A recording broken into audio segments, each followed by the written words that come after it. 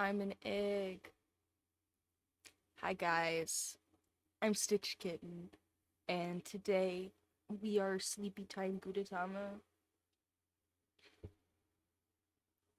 It's pajama day. I bought these at my festival yesterday, and oh my god, they're so cozy, guys. I'm so comfy. I'm not taking them off. I legit did wear these to bed, and am still wearing them, so, I'm being a goblin, and it's pajama day. Oh, they're so cozy, guys. Look at this. It's so cute. Don't don't look up how much Gudetama branded Gudetama merch costs, cause this was all I bought at the festival for myself, pretty much. Besides some goofy little trinkets. So I spent a decent amount of money on it. But it's so cozy. It's so cozy. I'm cozy. Also, it has pockets. It has pockets in the egg part. It's so cool. I'm so comfy. I am never taking this off. I will have to at some point to wash it, I'm sure. Hey, I'm an egg. I'm a cozy egg. I'm actually so comfy. Uh but yeah, I had a really good time yesterday, guys, and I'm bringing the fun back to you in my cozy Gudetama egg. Uh it's actually so cute. I love it so much. Here, hold on. I should stand up and show off the whole thing. Yeah, yeah. Uh, Hold on, I'll show you guys. I'm pretty sure I can get most of it in the frame. Hold on.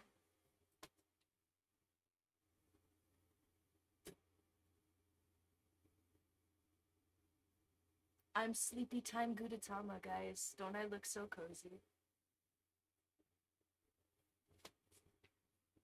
I'm I'm so happy with this actually. I know you guys are aware, but I am super bad at spending money on myself, and if I do, it's usually for like this where I can be like, it's for work. I'm I'm gonna use it on the stream so it's useful. And this is just fun and cozy and definitely just for me. And it was a lot of money and I'm still feeling really good about it. So self-care. Yay, we're doing it. Um I'm actually so comfy though. It's awesome. And we are gonna keep doing these sticker cats. Cause I promised I would get these done for you guys. And I know my one man army would probably appreciate if I was a little bit more on top of things than I have been recently. Cause I've been sliding a little, just a little. I've been overwhelmed. Um, but hopefully we can take some of our new eggy energy. That's a protein. Uh, Turn it into some motivation here. Finish some of these up for you guys. Get stuff actually sent out to my one man army. Uh, and we have these three guys done so far. I think I maybe saw like a hat of Rick and Morty, but I don't think there was the onesie. I got this at Matsuri yesterday because we all went to Matsuri. Everybody in my house does that as like an annual thing. It's super fun. Um, it's basically like the Japan Business Association of Arizona puts on this huge Japanese festival once a year here in AZ, and I go every year because there's just there's not a whole lot of stuff to do that's like big fun stuff like that around here. And also, like it's just very cultural. People are very nice. The food is delicious. So,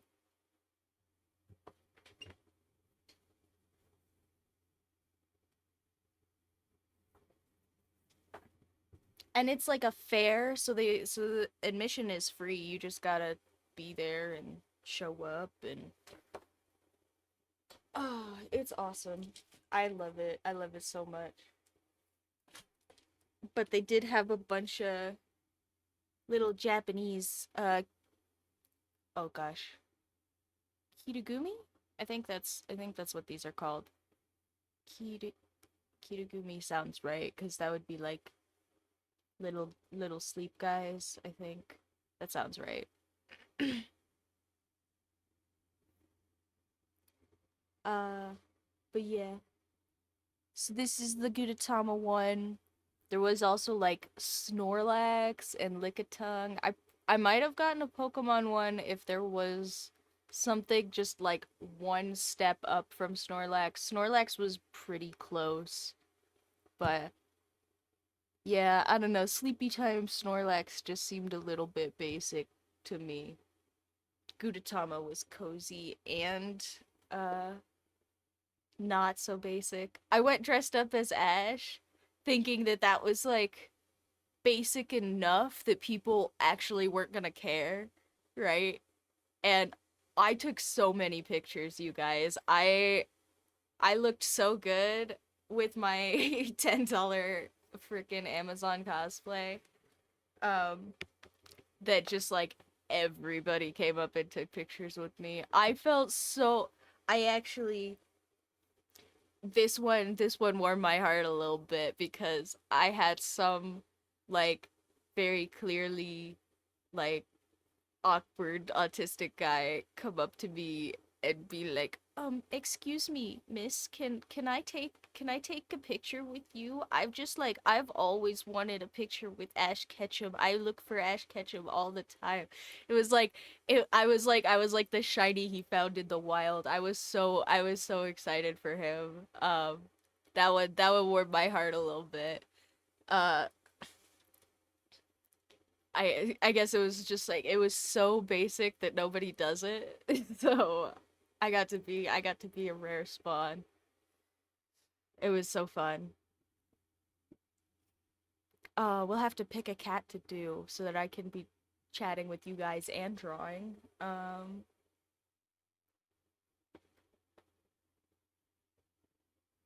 But yeah, because it was the Japanese festival, there were mostly Japanese things, but uh they do like Rick and Morty for some reason.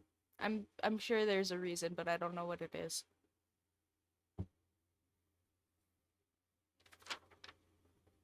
So there was some Rick and Morty stuff, but I don't think there was a onesie.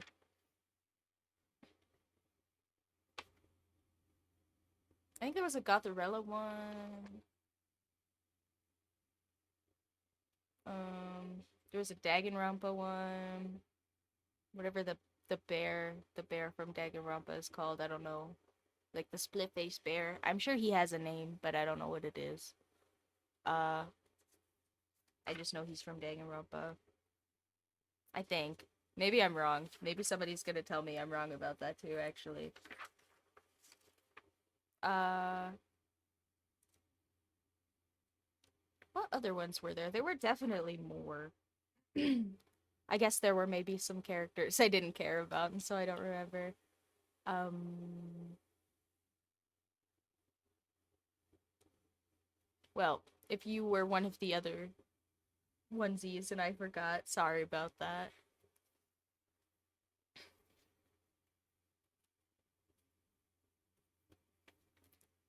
Hmm. Let's see, we already did Archer, we already did Sorcerer, and we already did Trickster.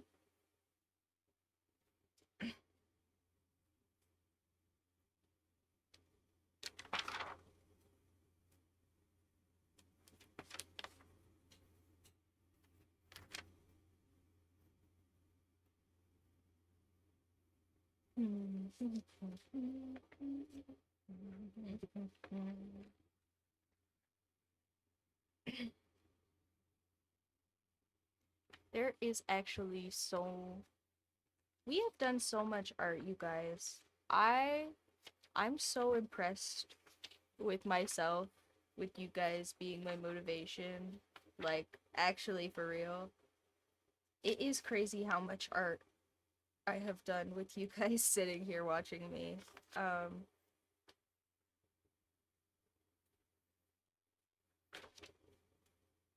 I was like so demotivated to do any of this for a really long time.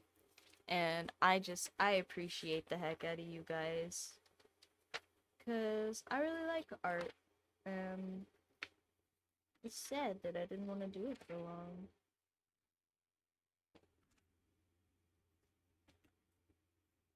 Also, it's sad that I did not mark out where these cats were better, because I am having a hard time finding the other page that these were on. Sorry.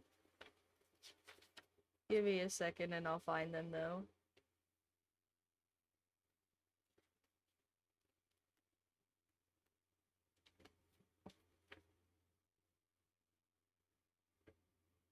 Okay, I found some of them. Man, those are so many pages apart. We do so much art, guys. It's crazy.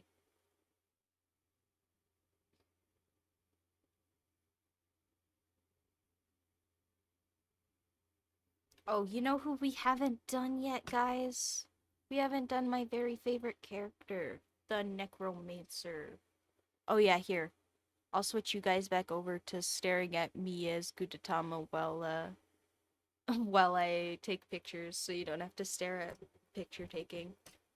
But oh, it's so cozy, guys. Look at this. Like, how can you not want to be a cozy little egg breaking out of your shell to go to sleep? Mm. I actually slept so good. That's not even a joke. I like way overslept even.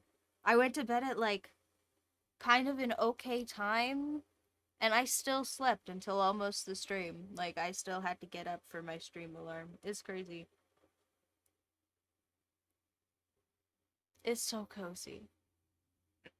And then I refused to take it off for stream. I was like, actually, I put it on yesterday night and I was like excuse me. I put it on yesterday night and I was like, I'm not gonna want to take this off in the morning. Maybe I will just plan right now on having it be pajama day because I'm already aware that this is gonna be too comfortable for me to want to get out of it.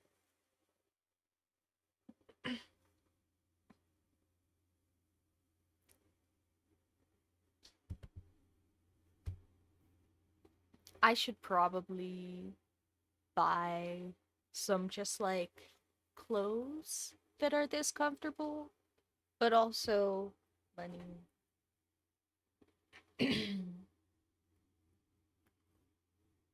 I'm just like I'm one of those people that would have $1 million and still worry about spending money on myself. Like, money just bothers me to have and worry about, or to not have and worry about. I'm just not that cozy with it as a concept, you know? I'm, I'm all about eggs, not money.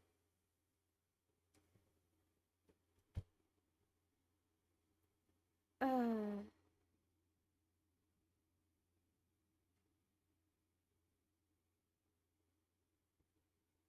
oh, shit. Did I just delete my photo on accident? But, see, that is, man, frick. I My frog was fine yesterday. Well, it was better. I guess because I was outside, probably. In different set of air.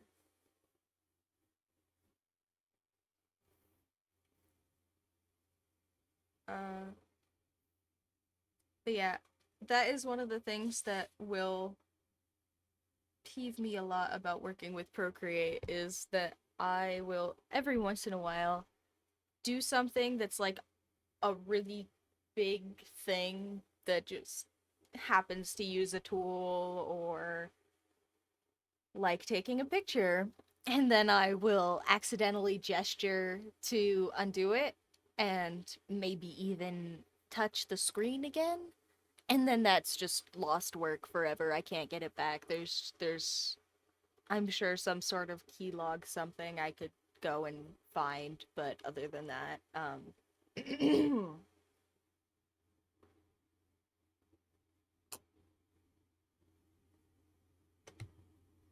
all right, let's switch back over here and we will get started on this cute little necromancer now that I have pictures taken and that I didn't delete them.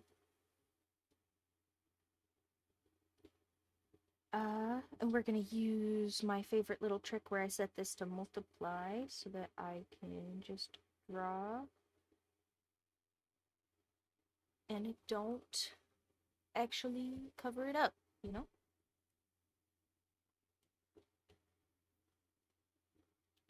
Okay, this was the very first one out of the Rot Cats that I did, and uh, this was the one that I did, I think, as a free draw Friday for the sketch dailies, and he actually accidentally launched this whole series, so we can thank him for that and for the stickers that we are about to receive.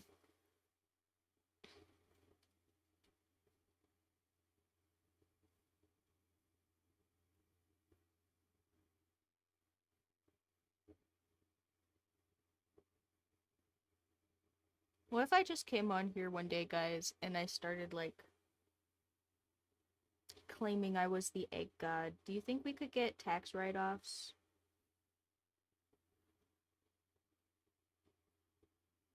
What if I become like god of the gays? You think we could get tax write-offs? You think the gays would make me their god as a cozy little egg? I don't know what's up with me today, guys. I'm so goofy right now. I'm sorry. I'm probably gonna say some random ADHD nonsense. I I masked like really hard being in costume all day yesterday.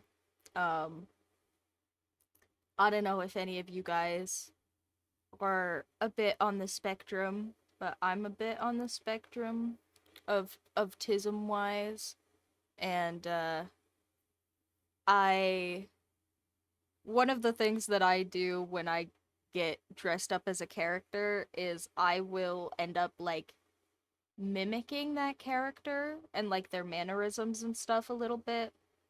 Um so like yesterday as Ash, I kind of like swung my hands around a lot and I kind of like walked a little bit stiff. I probably didn't help my legs any. I kind of like shrugged my shoulders a lot, you know, kind of did like a this kind of thing.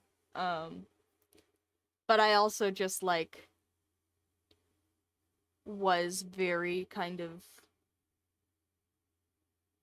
short and snippy and cutesy and shit cuz that's just I was being a goofy little 15-year-old nerd, you know? That was my character. And so I was masking like super freaking hard all day yesterday. And for people that don't have any goofy little spectrum nonsense, masking is like all of the behaviors that people on the spectrum or people with other divergence do in order to come off to people that are neurotypical like they are also neurotypical to make people like at ease basically. um but also if those things aren't like intuitive and inherent to you, they can be a lot of energy and effort, and especially if, like me, you don't necessarily realize you're doing them until after the fact. Uh, yeah, it can just is very draining, and I might say some goofy nonsense today because I'm not doing that. Like, do you think the gays would make me their god? Like, I don't need a real answer to that. I'm just saying some silly nonsense because it was silly nonsense that came into my brain and I wanted to share.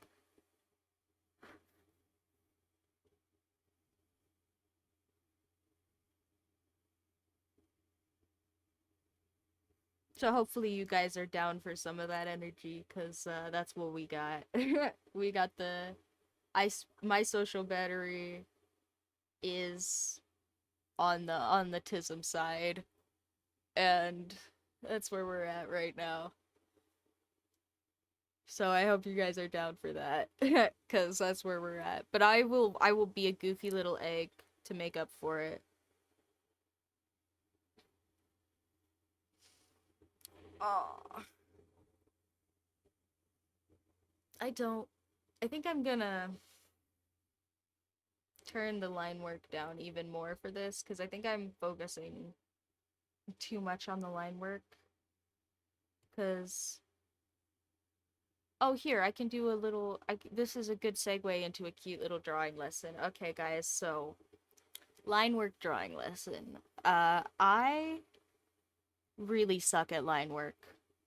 I know. I know you guys are sitting there going, "Oh my god, your stickers are so good. We love your prints." Ah. But no, my line work is terrible. I use Procreate specifically because it lets me fix my terrible line work.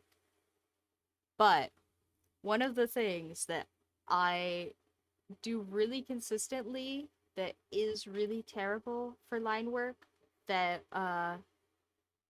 is usually not like a terrible hard fix, but also is something to pay attention to. And if you don't know about it, it's just hard.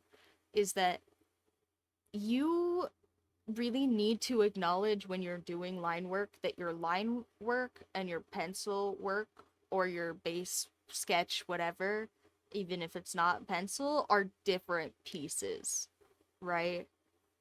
Like a lot of the time people will make these like really really refined base sketches and then they just try to copy them in ink, and I am totally guilty of this. 110% guilty of this. But if you do that, like right here, if I draw this nose where I have the pencil for my nose, because I've made really subtle adjustments to make the rest of the face look nicer, if I draw the nose where I had my pencil nose and I try to copy it now, uh, the nose is gonna come out like this, which, you know, isn't terrible, but it's a lot nicer if I kind of center it and I make it better, and I just put it where it's supposed to be, you know? But also, now I'm not directly copying my sketch anymore. I've started refining a new piece, right? So, I think that's one of, like, sketch work, base work, super important. Do really refined sketches and make really nice lines if that's how your brain works. But also then don't directly copy stuff. Don't trace your work. Tracing your own work is how you get like the lined versions of really nice sketch pieces that look like 5-year-olds drew them for you. And I've seen some really awesome 5-year-olds, but they do not usually have pen control. That so yeah, just don't trace your work, guys. You guys and me, we all know that we are good enough at doodling that we don't need to trace stuff. Nobody needs to feel like they need to trace things, including us. So don't. we can adjust.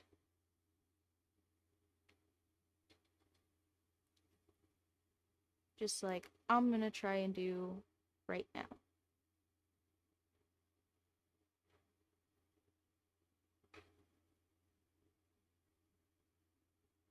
And then if you do that, you will get nicer line pieces that don't look like you tried to trace someone else's work, right? Because that is the big thing that ends up happening when you try to trace your own thing is it looks like you didn't draw it.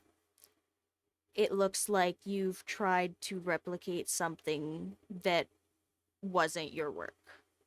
Because you will come out with things that don't look confident, you will come out with things that look like they're in the wrong place, like you didn't know what you were doing because you're just really focusing in on copying individual lines instead of the composition of your piece like you would be doing with the sketchwork. So, yeah, that's my big tip for line work is if you have oh yeah.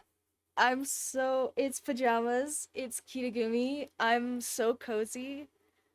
Uh yeah. It's Gudetama. I'm so comfy. Uh I bought it at my festival yesterday. I also did get a really cute picture of some sweet little kid that was going around and they had one of those like big inflatable costumes of Pikachu. So they were like 3 or 4 foot tall or something, and then also in an inflatable Pikachu costume. It was so great. Um, and I did put a censored picture of that up on the subreddit if you guys want to check that out. Oh hello. Uh, I I didn't I didn't want to put chitlins up on the internet and I was at a public event, so the picture is censored quite a bit, but I think I did a decent job of censoring it in a way that doesn't look, you know, terrible and distracting. So, it's still a cute pic, I think, if you guys want to check it out. Uh and then I also bought this. It's so cozy. It's actually so cozy. I usually buy like some figurines or something, um, or like more food, but my girlfriend bought a decent amount of the food this time, and I I also just like didn't really find stuff I wanted. I have some figurines from last year that are still on my shelf in boxes. You can see them. They're right there. They're not set up because I need more shelves or something. Um so I wasn't gonna buy a bunch of figurines to put in boxes on my shelf and not take out. Uh so I spent a lot of money on this because it was like my one big purchase uh for the festival. Cause yeah. Well, and then also there were a couple of things I usually like. I usually get like a Japanese shaved ice because I don't know if you guys know this, but Japanese shaved ice 100,000 times superior to Western shaved ice. I'm so sorry, Italians. Um, but yeah, they put like it's definitely worse for you. It's definitely like some snack food and not like a little treat or anything.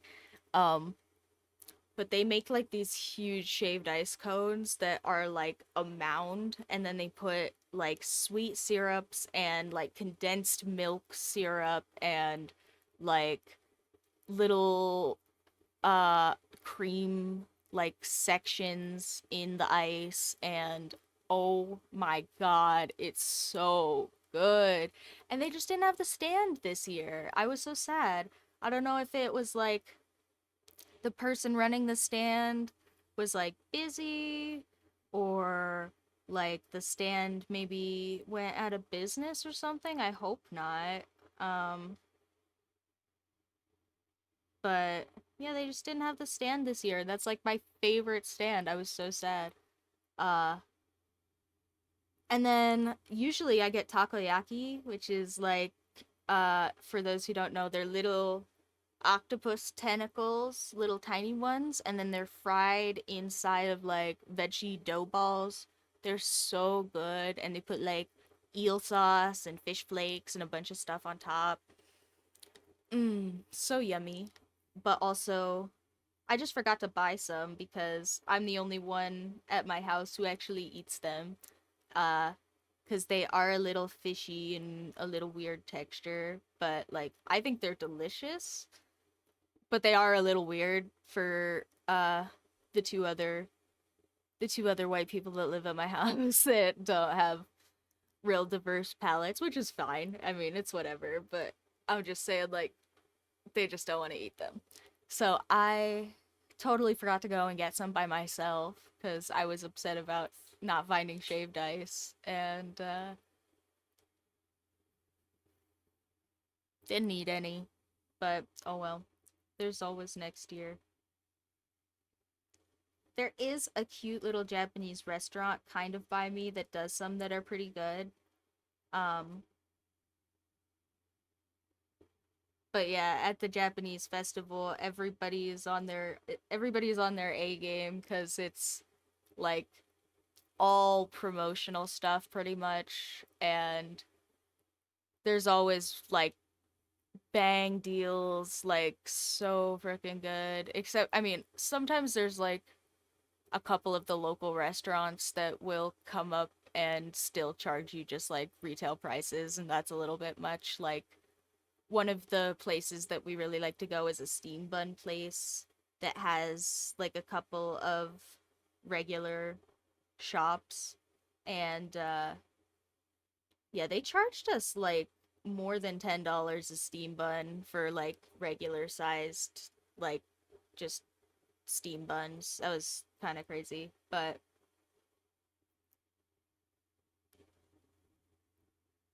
uh but yeah, usually the deals are pretty all right. And I did spend some money on this, so I'm wearing it on stream. It's a business expense or something like that. I yeah, it was way more than the $10 I spent on a steam bun. Or actually, my girlfriend bought the steam buns because those are one of her favorites.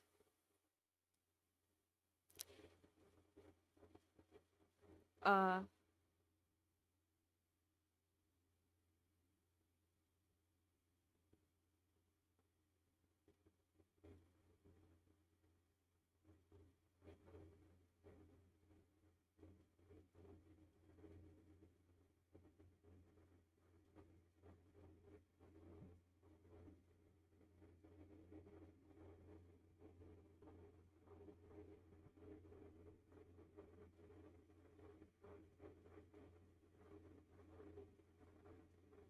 See, look, guys, I'm I'm not even kidding. I my line work is terrible. I'm using Procreate to cheat. Watch this. This is me trying to draw a straight line with my shaky freaking hands on the iPad where like the screen is slick. Like this is what it actually looks like. Like look at that. That's terrible. Like here. I I auto corrected it into a line. Let me undo that. Like that is me trying to draw a straight line in the middle of this thing right now. Just like take one. Here, let me try again. Okay, that one wasn't the worst, but it's still definitely crooked. Okay, now watch. I'm gonna cheat with Procreate this time. Do. And then I hold it, and it makes a line for me. So now it's all straight, and then I can edit it, scoot this shit over here, and I can also adjust the ends so that it looks like I know where the line was supposed to be in the first place. Ta-da! And now it looks like I know what I'm doing. I can also use Procreate to cheat and move that whole nose because it looks like it's down a little too far.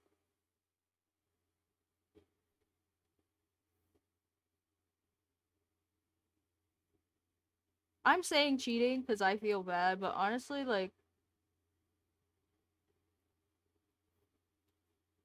it's it people get too sensitive about like what is fair or whatever in art, in my opinion. I think. Sorry, I did the thing I always admonish people for. I'm like adding uh adding clarifiers to let you know I'm giving you my opinion. But yeah, no, that's kind of how I feel. If it's a tool, if you are using it as a tool and you are not using it to replace the work that you need to do, like I don't understand people being upset about that.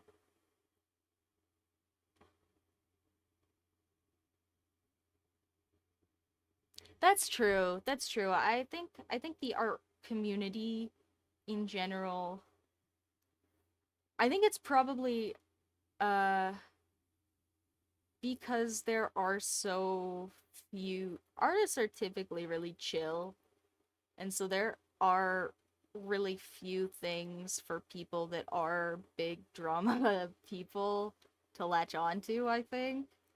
And so when you end up finding the art community as a big drama person, I think sometimes you do the same thing that you do when you're like bored at the house. You just start making problems for yourself for no reason. uh like it's just they want something to latch on to be dramatic and upset about, and there isn't real big things, so they just find littler things to be dramatic and upset about instead. I think that's mostly what happens when I see it. And yeah, I also think using tools isn't cheating. I think if you're doing stuff using using AI to replace hardworking artists, I think that is scummy, and not using the tools. It's creating lack, right? It's like you are enforcing a lack of creativity in the work you're going to produce, and you're also enforcing a lack of available working artists, because whether or not that working artist can go and find a new job that will sustain them is hit or miss. Uh and I think that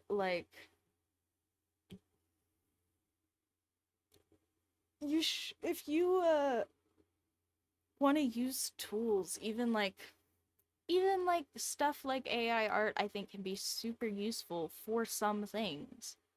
But also, I think when people use it to replace work is when it becomes an issue, right? Like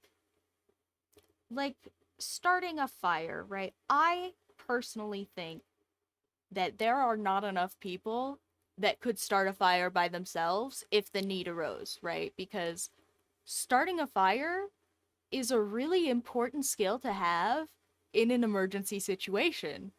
And while starting a fire with a lighter and a fireplace and whatever other tools you would start a fire with is really cool and really simple and really easy, if you don't know how to start a fire by yourself and you say, fall in a lake while camping, or break your phone in the middle of a no cell zone, or your car breaks down in the middle of a no cell zone, and you don't know how to start a fire, your options are very small. Your options have gone from few to basically none.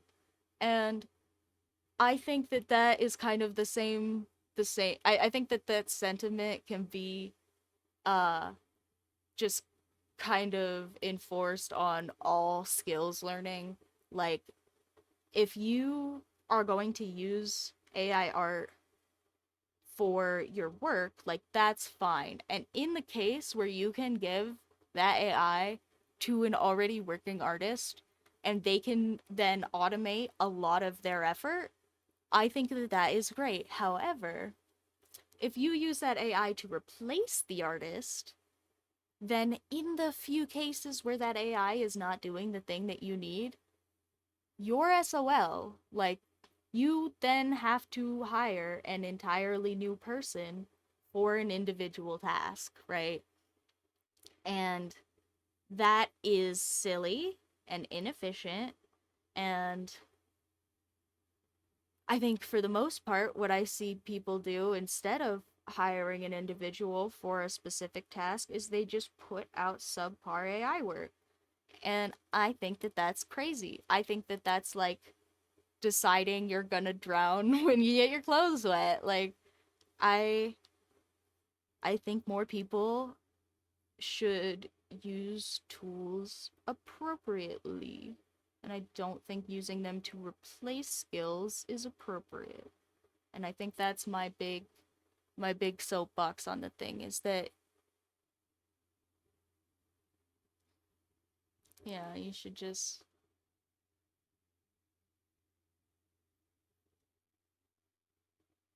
yeah. And I agree with that too. I do think that it is a business's job to make money, and I think that if you can replace something that a person is doing with a machine and it's economical, that often it does make sense to do that as a business.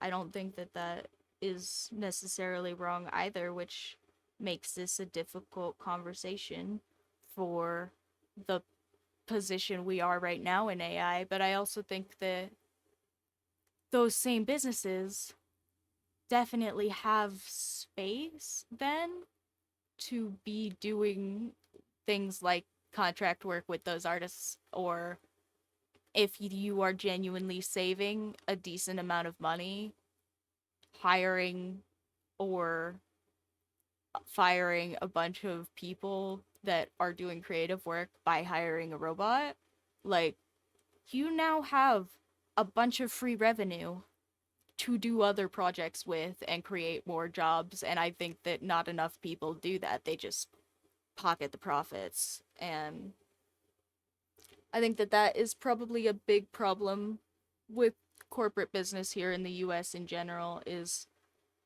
lots of people find profit margins in their businesses, and instead of reinvesting those profit margins, they keep them and they stay out of the economy. And yeah, see, that's the part where me and businesses typically disagree, is it is a business's job to make money, but a business is not supposed to be a person. So if the business is making money, then the business should be spending money on the business, you know? That's where I typically disagree with the big business mindset in corporate America, I think, is like, business money should be spent on business because that's how the economy is supposed to work. So if you are controlling a big business and you're pocketing profits, you are part of the problem. Like, you are the one not putting money back into the economy. Like, yeah. I don't know. And then that's another silly thing. Like, if you are living under a government, what other purpose would there be than that government allowing you to live? Like, Why not just go live on a boat? Go live on a boat. The government will help you even a little bit. You can make all your own money from whatever country you want and buy stuff from wherever. Go live on a boat.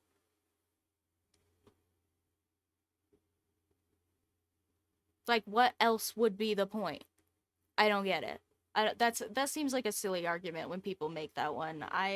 That one peeves me a little bit. It's like, what, the government supposed to be like helping people or whatever? Like, this is America. It's like, bro, are you for real? Like, what else is the point? Actually, what else could be the point? Sorry, I smacked my microphone, I think. Um, but like for real, what is supposed to be the point? Like, I don't, yeah, that one's silly. That one makes me mad when people say that one. I and I live here in AZ where people are really upset about the amount of welfare programs and things that we have. So I get to hear that one a lot, unfortunately for me. Um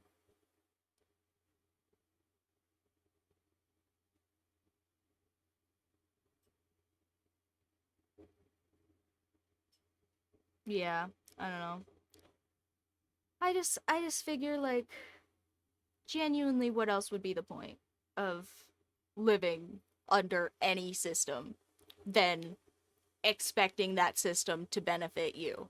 I don't understand why people even think that that is an argument. And I'm sure there is some little news section somewhere that explains to me exactly why I should think that I should do everything for myself, even though I'm paying the government to help me with things. Um, but I don't know what that is. So until somebody indoctrinates me, I think I probably will just think that that argument is stupid. Sorry. Ah, but look at our cute little necromancer. He's so cute. Oh, I'm gonna give him eyebrows even though the original one doesn't have any.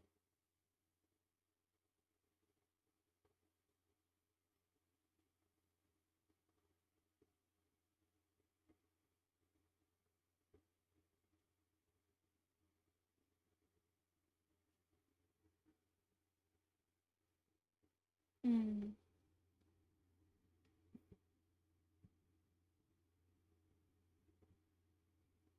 Look at him. He's so cute, guys. Okay, actually, I I think necromancer colors are purple, but I'm gonna check. Sorry, I'm blocking the tab for just a second. I'll move it. Okay.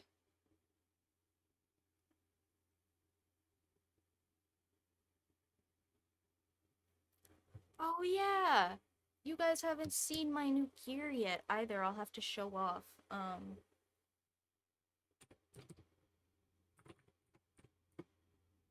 My girlfriend got me for Valentine's Day uh new gamer gear because as you guys have heard me complain, my keyboard, the I have had the same keyboard for like forever, like since 2015 or something like that. Uh Actually no, sorry, not quite that long, but like 2018 or something like that.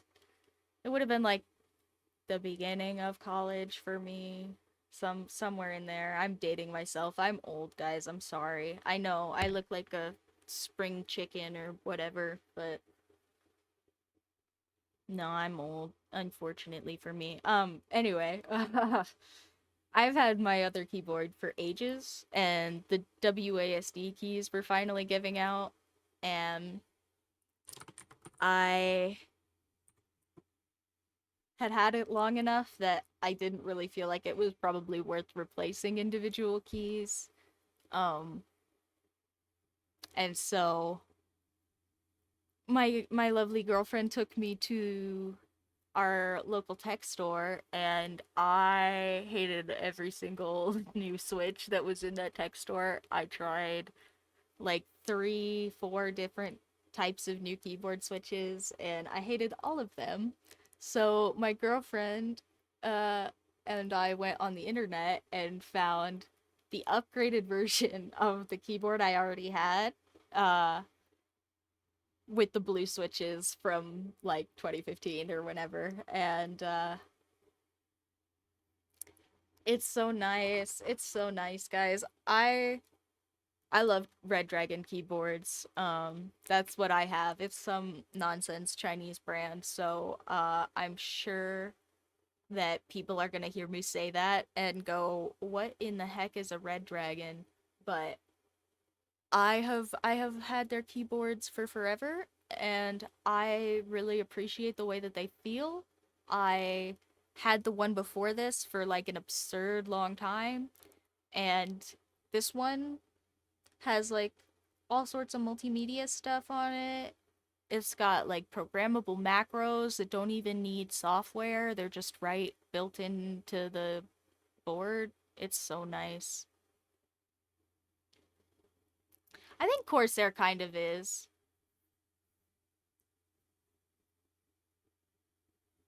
Yeah. Yeah, that's pretty true too.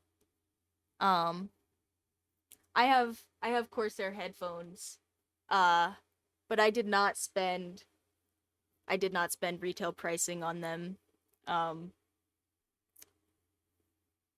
Here, this is another segue into a story time, and then I'll tell you guys about my mouse. But yeah, my headphones, uh I think I've told this story before, but I got them for I think $12, even though they are a $200 headset, and I got them brand new at the Best Buy. Um and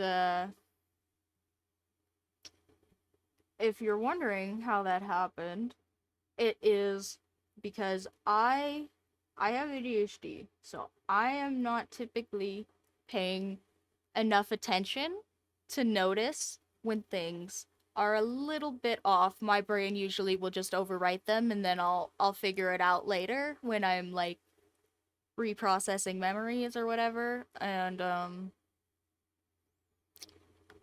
in this particular instance, I was not paying enough attention to notice that this cashier, she must have scanned my girlfriend's mouse that I was buying at the same time, which was some cheap Bluetooth nonsense, twice. Instead of scanning that mouse and my headset, and I didn't notice, so I didn't say anything.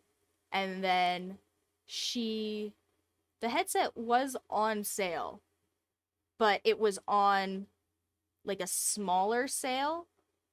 Um So my brain kind of just went, oh my gosh, that's a way better sale than I thought. Wow, what a good deal on a headset. And didn't think about it until I like got in the car and looked at the receipt. Um, and then on the receipt, it said that she had scanned the mouse twice. And I was like, we are already in the car. Like, I've paid for this, like, on camera, handed her my items, paid, and left the store. Like this is very clearly not my fault. And if I go back into the store, I also thought there was a good chance I was gonna get that cashier in trouble because say they find that they're missing a headset on their inventory lists like a month from now. They're probably just gonna assume somebody stole it, right? And were they to care about it enough to go and figure it out after the fact, they would see me very legally walking out of the store with an item I had intended to purchase and gave them money for. Uh, so, but also if I walked back in right then and said, "Excuse me, this cashier specifically double scanned this mouse and I didn't pay you guys $200 for this headset," I thought there was a decent chance I was gonna get that person in a lot of trouble. Um, so I just left. I just took my $12 headset and I left the store. I was like, you know what? This is the universe being nice to me today, and I'm gonna take it. And I did. And I never heard anything about that. And also I am pretty sure I registered the warranty for this with no problem, which like it's expired now, but like yeah, it was not. Yeah, I don't know what happened to that. I don't know if that cashier ever got in trouble or uh yeah. But now I have a $12 headset that was supposed to cost me a lot more than that, and I still use it. It's Corsair. Um I really like the Corsair headphones. Uh I like the sound quality mostly. I don't really like the construction of the headsets, but if I had bought not this one, it would have been a cheaper headset. So usually that's fine. This one would have been a lot of money for the amount of headset that it is if I had spent the amount I was supposed to on it. But for $12, it's not bad. For $12, it's phenomenal.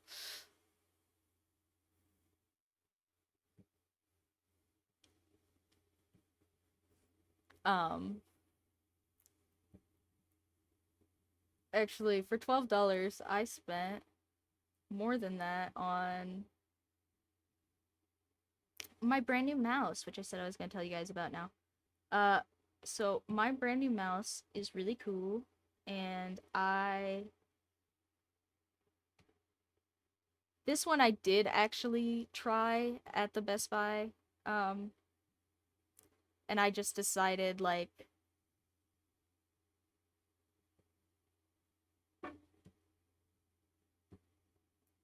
there was a laptop like keyboard that came with it, like a Bluetooth one, and I just decided that I didn't want to deal with the small possibility that a new Bluetooth keyboard was gonna like cut out on me with any sort of consistency. And so I did get the Corsair keyboard, even though the keyboard that came with this mouse was probably decent. And it didn't come with blue switches, but it came with some other like proprietary tactile switch that was like pretty alright. Oh no, do I have a little white dot there? Shoot, I'll have to go fix that. Um but the mouse that I got is here, I'm gonna finish this spot and I'll show you. This thing. It's a vertical mouse. See?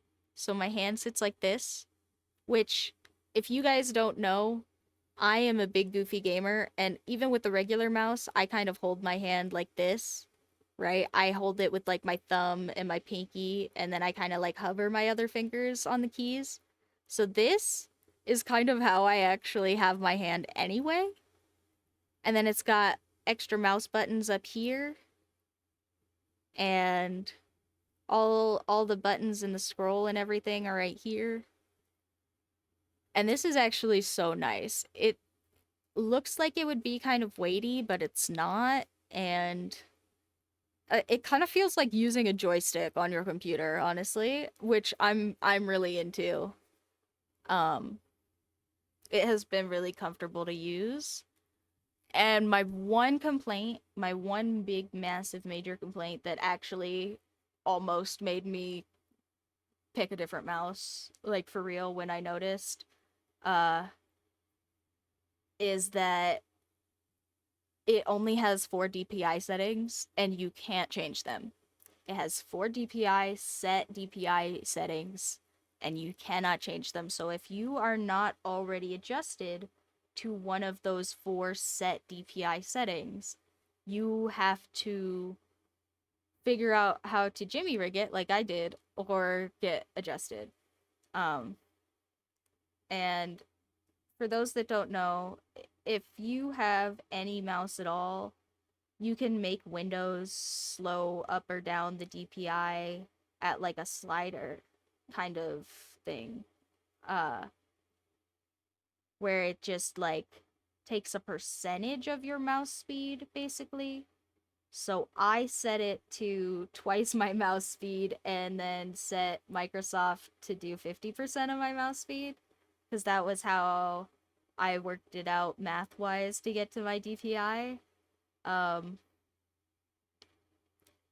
but also if you don't want to do that, uh yeah, see, that was me. Like, the only. I'm being so for real right now, guys. The only reason I have any nice technology is because my girlfriend buys it for me. Um, she is a computer girly. She is a hardware girly. I am a software girly, and yeah, the only reason I have nice hardware is because of her, or my iPad that I got as a graduation gift from my grandparents. Um, well, I spent part of the money they sent me for graduation on it because it was a little bitish money. Um,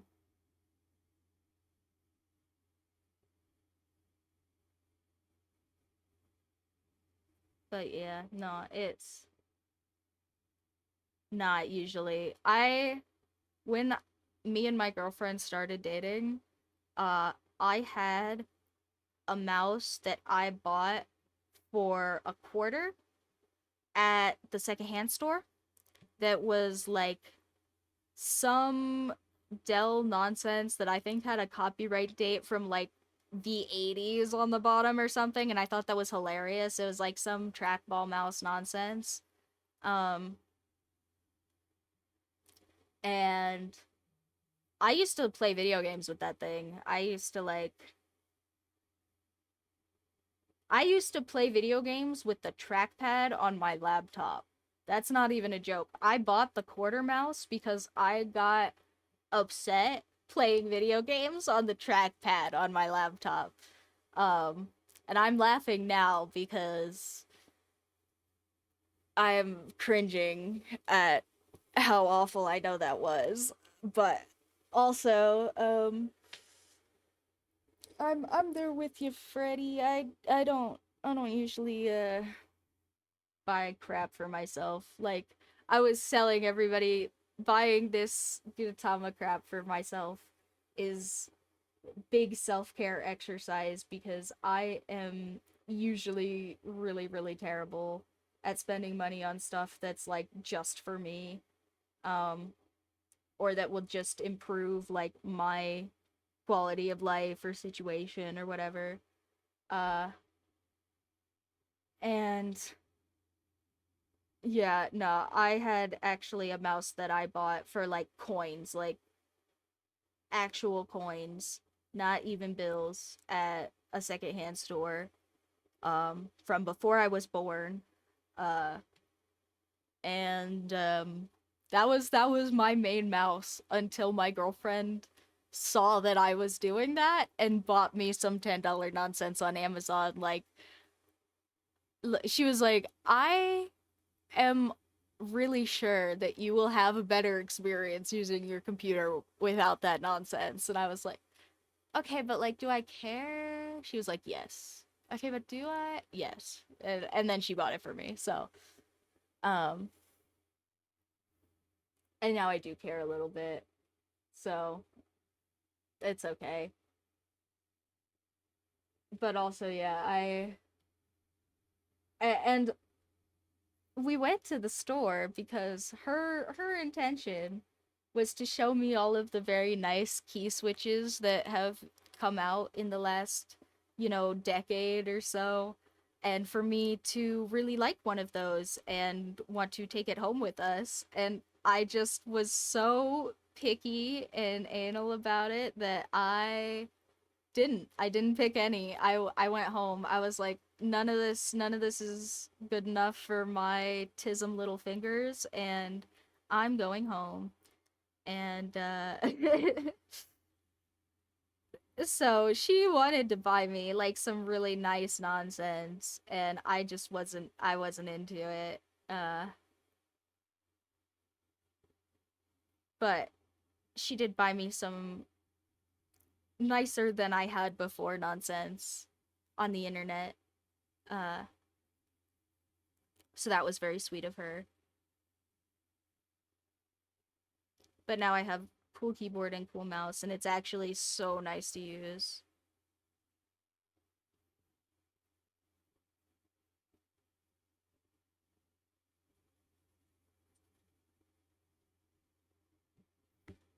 Yeah, for all my talk about boot taxes, I definitely boot tax the crap out of my like mental health. I'm chuckling because it's sad. Sorry. But yeah, no, like I am so good at being like I can spend $100 now and not spend $20 on shoes all year like 7 times. Um, but stuff like, oh, I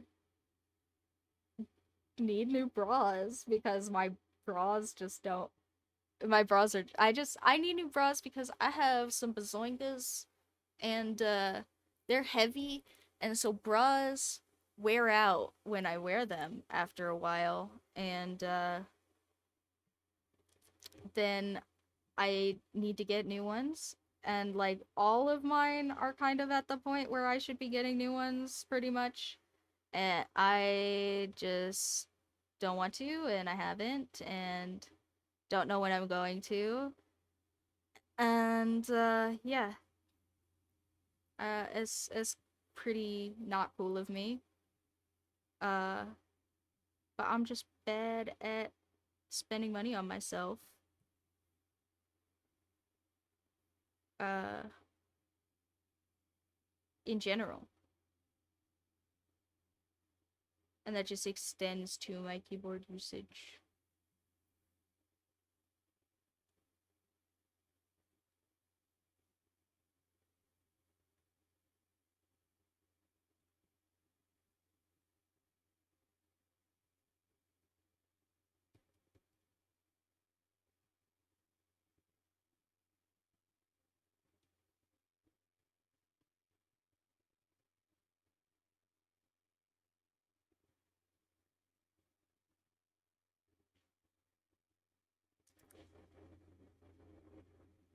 Yeah, or like the shoes thing I just said. Like I totally could buy myself more than one pair of shoes every year, but like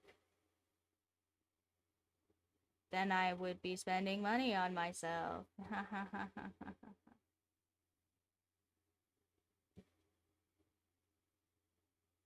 I'm just really bad at spending money on myself in general. I don't even really like buying stuff that I need, like hair products or whatever. Like I need new socks right now and I just don't want to buy them because the cats keep stealing my freaking socks, and I have like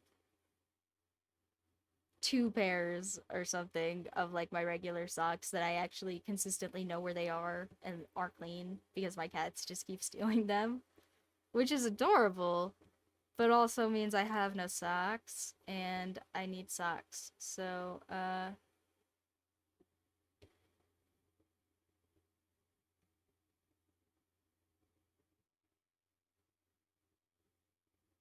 I should buy some, but I haven't because I don't want to.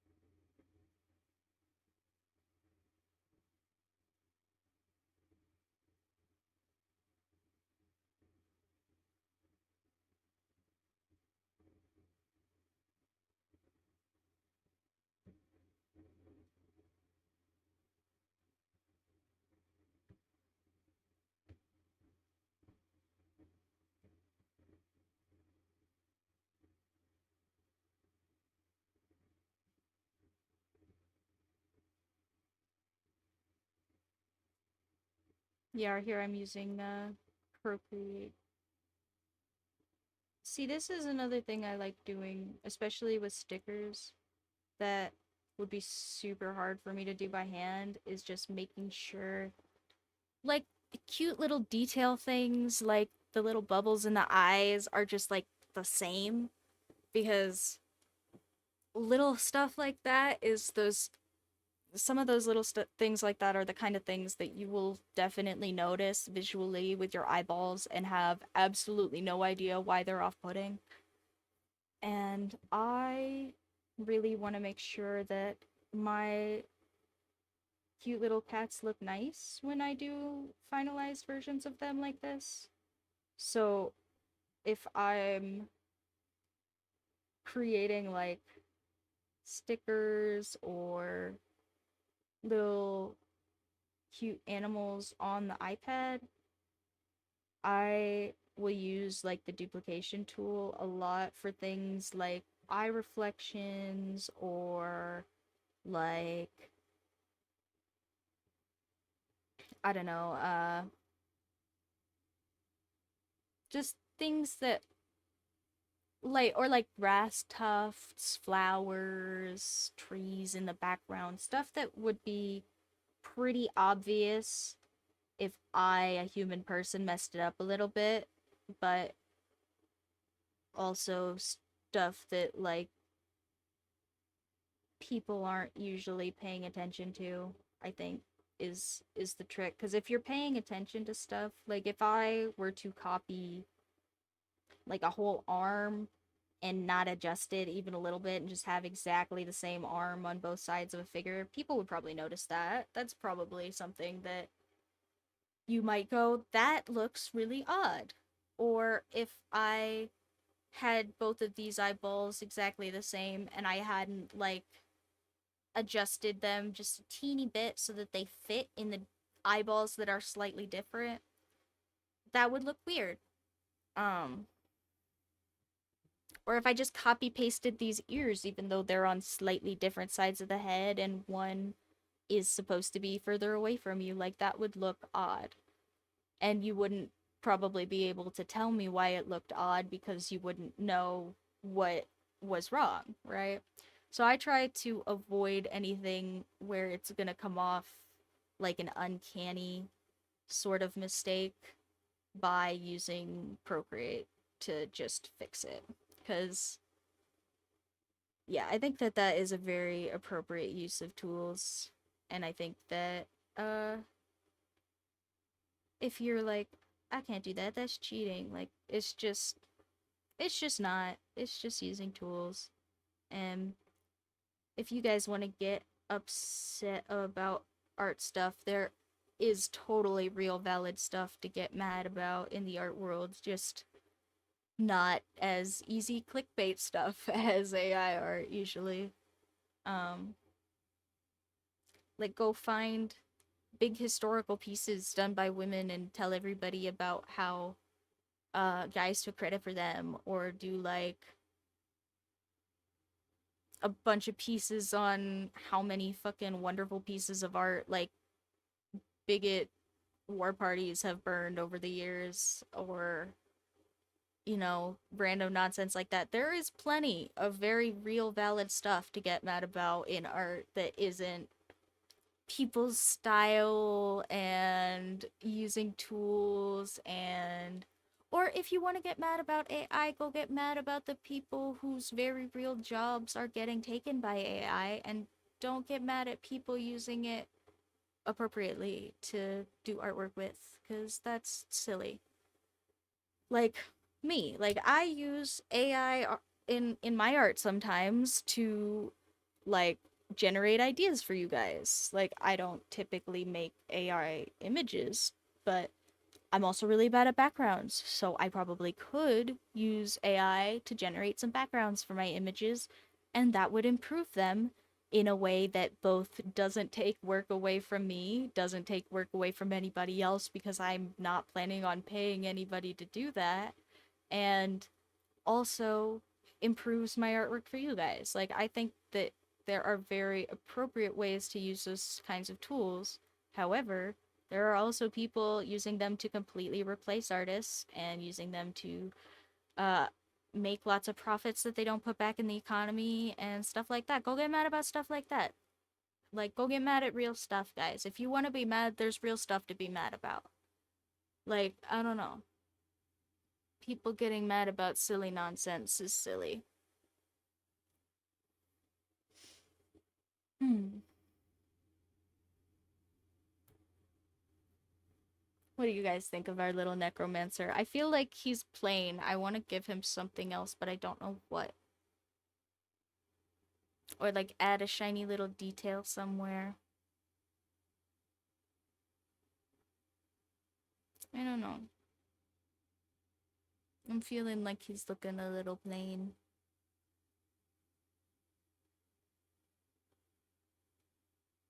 But I don't know why. It is cute. Maybe I'll just... You guys don't like the eyes? Is it the swirly thing? You know, I think actually...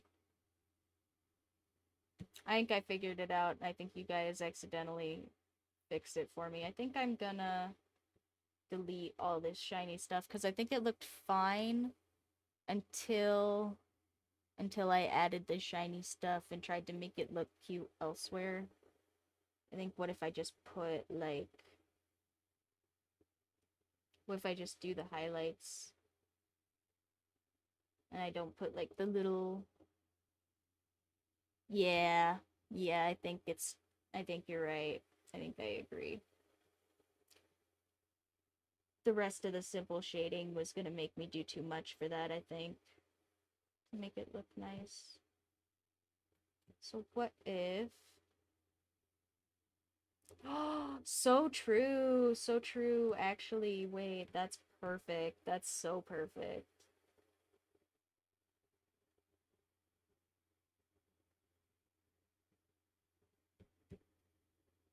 See, you guys,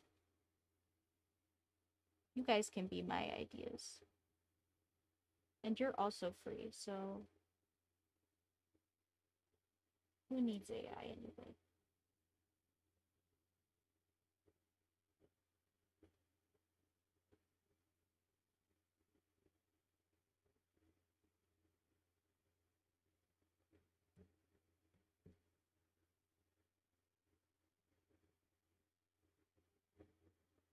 Hmm. Okay, now that's too much. Let me do a simpler skull.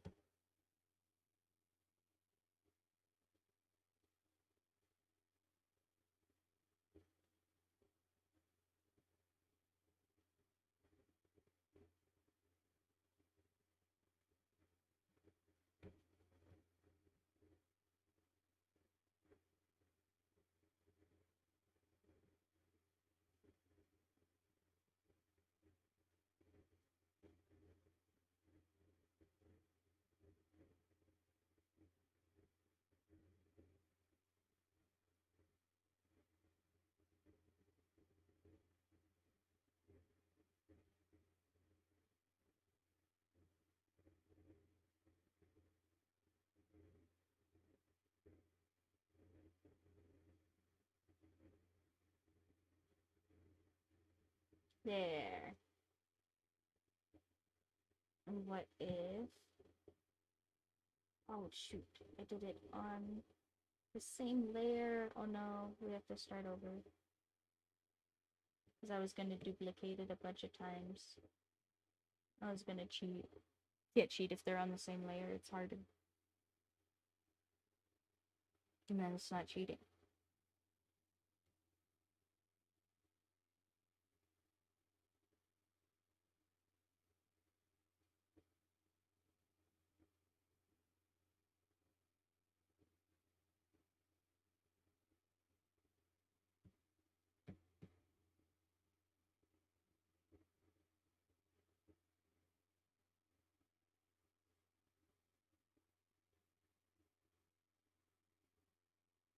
I'm actually so cozy. I keep forgetting I have this thing on. I just feel like I'm in a big old fucking blanket. I have wanted like a snuggie for ages. Like every single time we go past the as seen on TV section at stores, I'm like, ooh, Snuggie. I want a Snuggie. And they're always so much money. And this was definitely more money than a Snuggie, but it's so comfy and I am never taking it off.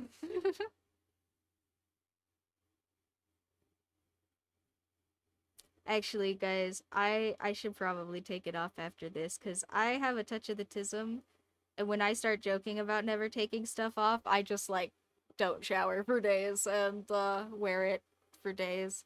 Or I do shower and then I put it back on and get smelly again cuz I'm a freaking goblin. Uh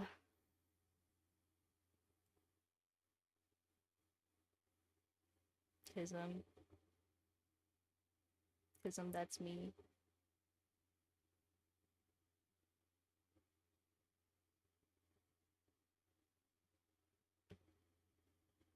Aw, that's so cute. That's actually so cute.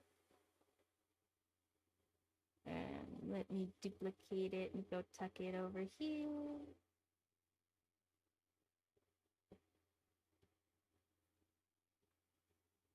See, that's way better. Aw, he's so cute. Maybe I could even do like a little undertone highlight.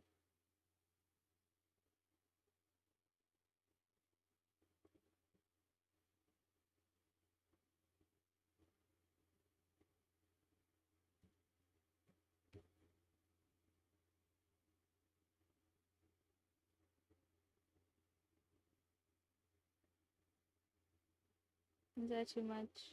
Yeah. He's so simple and so cute that I want to give him a million details, but if I do that, I'm gonna mess him up. So I'm gonna stop. I'm gonna leave him alone. I'm gonna sign him.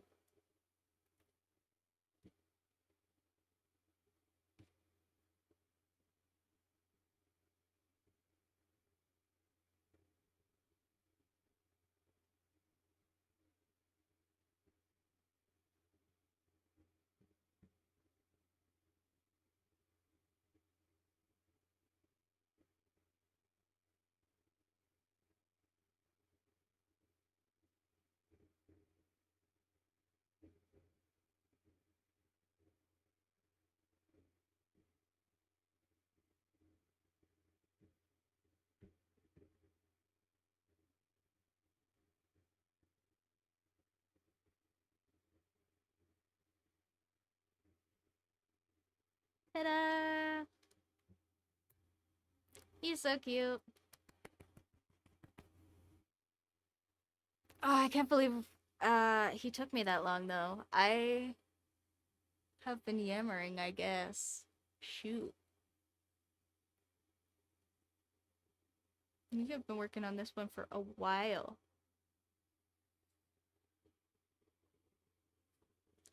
Thank you. Me too. They were such a great idea. I love getting to steal your ideas and making them come out awesome.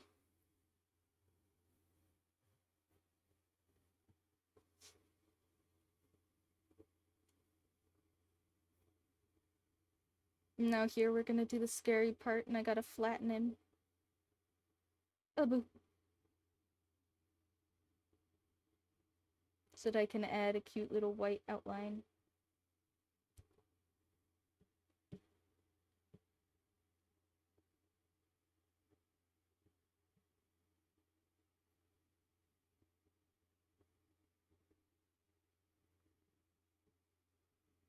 And do any little tiny touch-ups I missed.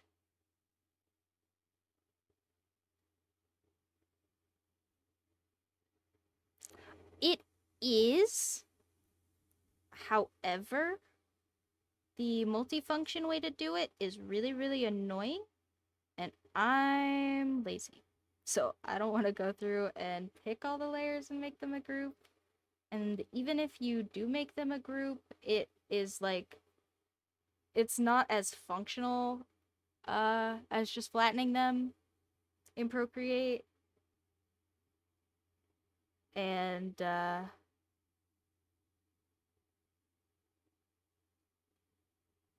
yeah, it's a lot more hassle in Procreate to have them be a group of layers. Um Unfortunately, if there was like a really simple multitask gesture for it, and if they worked better as a group, like I one of the things that I will do is if I try to group layers to like move them all at the same time, a lot of the time the selection thing will come out really weird, and it will still try to move like one specific piece of the group for some reason or another. Or if I have stuff grouped together, sometimes just like moving the layers around the grouped thing in Procreate is really weird because it's all touch functionality. Um so yeah, it's just kind of a hassle to have them be groups. I could. And maybe one day, if I get really, really fast and efficient at the rest of this, where it, like, matters, and I had, lots of reasons to go back to the same piece over and over again, like, I might put up with it. But I just kind of feel like it's not worth putting up with at the current point in time.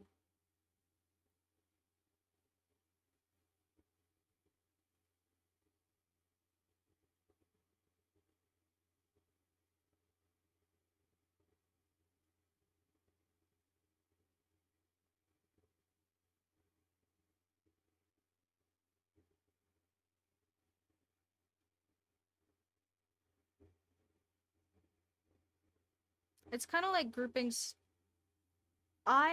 You know what? We're gonna go on a little bit of a side rant right now because it's kind of like using Procreate Dreams groups. And if you guys haven't used Procreate Dreams, I was so excited for Procreate Dreams. Um, they Procreate Dreams is the Procreate version of animation software, and they like hyped the crap out of that. They put like beta versions years in advance. They had like all sorts of big time creators coming on and doing little like example videos and tutorials and all sorts of crap like that. Um, but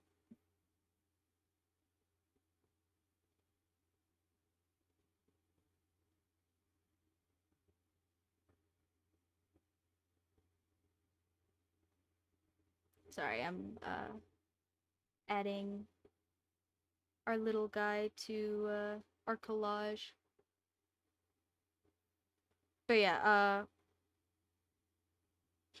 there was so much hype for that app, and I really liked goofy, cute little animations. I thought maybe I would come make some goofy, cute little animations for you guys. Uh, and then it just wasn't very good. It just wasn't really a good application. I did not enjoy using it. I think the audio encryption on iPad really hinders people's ability to use audio in animating as like a tool in general. Um, so trying to get stuff like lined up in Procreate Dreams is really difficult. And and they have this really expansive multi-touch UI that is really great to use once you figure it out, but it's just really not that intuitive. And they don't have a lot of like in-house tutorials for it. It's mostly the big name artists that they have given licenses to use this software early that have tutorials and things for it, which makes it really difficult to find like source information for things about the app, and just kind of makes it hard for me, a person who wants to just read all the instructions and go off, to do that. Um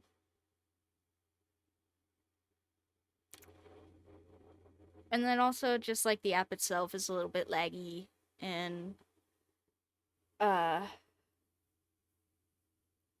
yeah, just didn't seem to always do the things that I was asking it to do, which was a little unfortunate. But uh who knows? Maybe they will update it a lot and then I will get into using it. I should do some more goofy little animations for you guys because I do have a different iPad software that I like using for that. It's called Calipeg. It's, I think, a German piece of software. It's open source. Um, and it is a paid program. You do have to spend money on it, but uh I think the full-time like lifetime license is like $40 or $60 or something like that. And uh it might be more than that now cuz I bought it a while ago. But I also do really enjoy using that program, and I like supporting independent creators. Uh and it is just like a small group of developers that make that application. Uh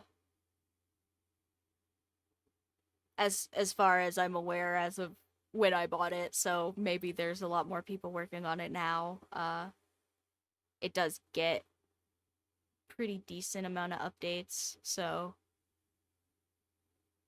yeah, it's got a lot of functionality that Procreate Dreams doesn't have. It's really convenient. The UI, I think, acts a lot more like animation software. Like Procreate Dreams kind of feels like an animation game almost. Like it feels like you're playing with animation.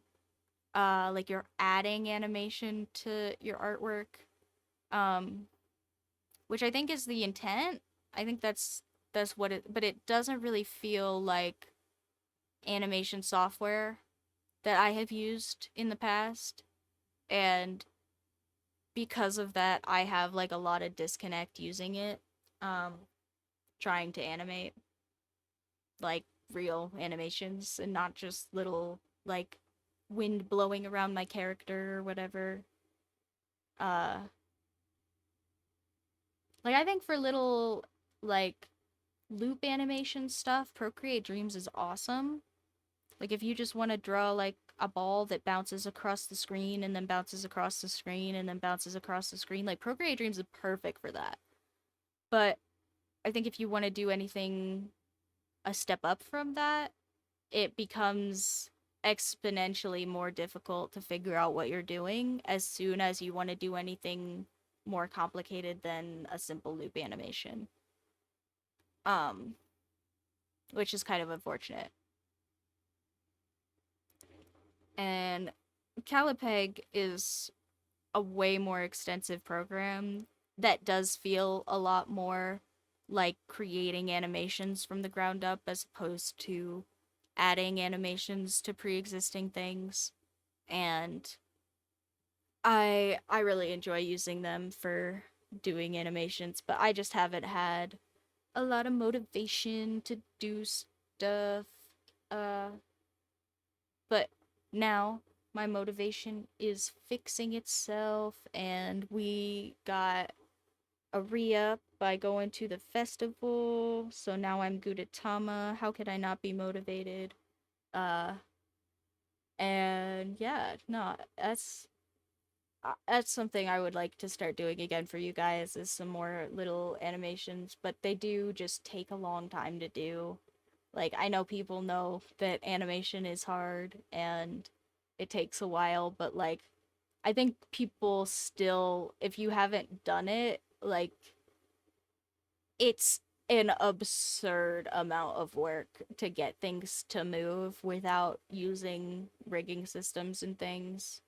Like, like frame animation is crazy amounts of work, even digitally.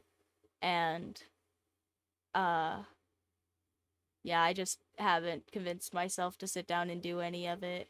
But I want to. Just like I want to do the comics for you guys. I do want to start finding some spaces for me to put like some work into a big project for you guys. Maybe that's what we can do on an alt stream sometime.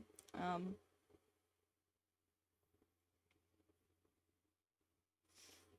I thought about doing an alt stream on Thursday this week, but I've been overwhelmed and overworked and I slept like 13 hours. That's not even a joke. I straight up like spent all my free time this week sleeping cuz I just was worn, burnt out a little bit. Uh I got I got like super motivated on my antidepressants working and my stomach being okay and like feeling good for a little bit that I just actually straight burnt myself out, I think. Um cuz I was like I can do everything and then I'm still a human person that needs to take a break and go to sleep. And I was not good about doing that.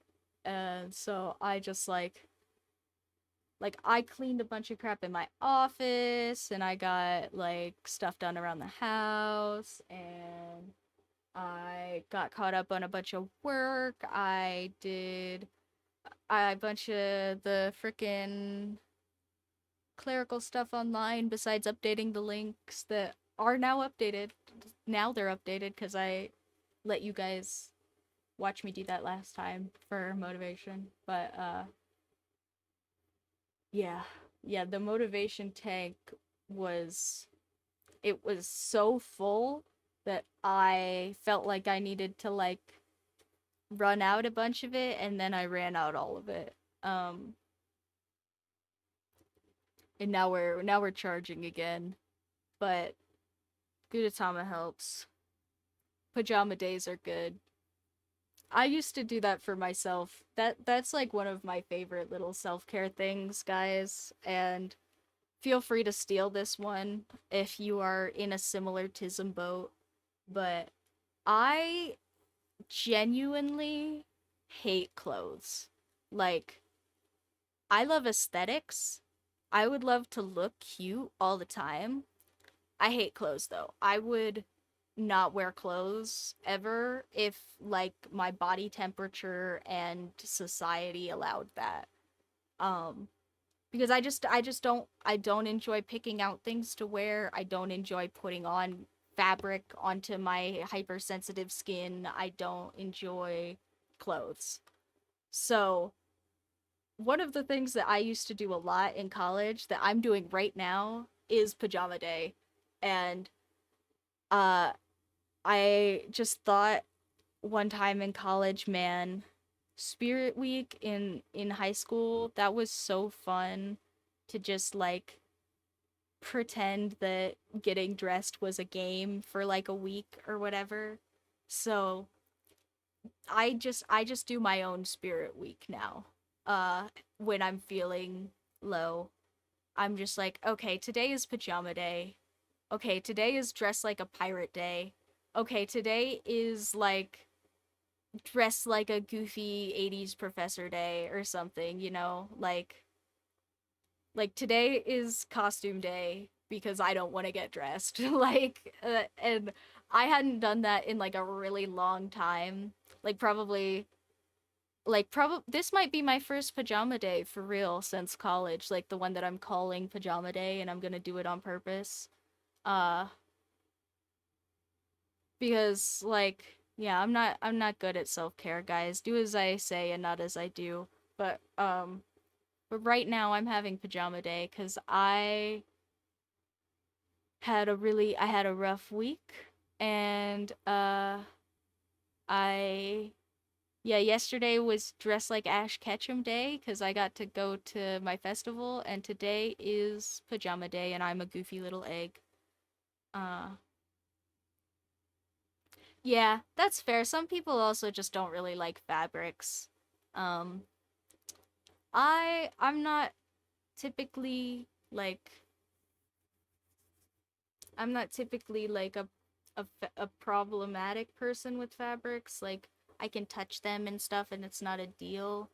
I just don't want to be covered in them, right? Like I just don't want to. I just feel confined, like in clothes usually. Like I have to wear like kind of baggy clothes because if I have like those t-shirts that like hold your neck, like I will pull at them all day.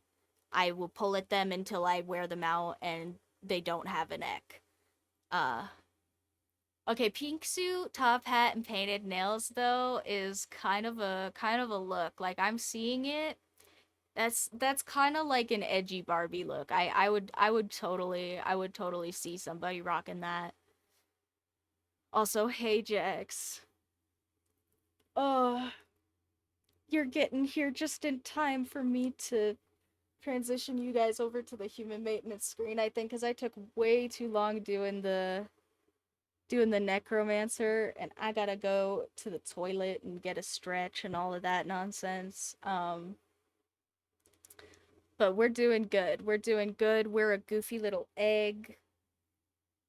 Uh, Here, I can switch over to just chatting and you guys can see my goofy little egg one more time because uh I think probably only one of you guys was here the first time I did this. Uh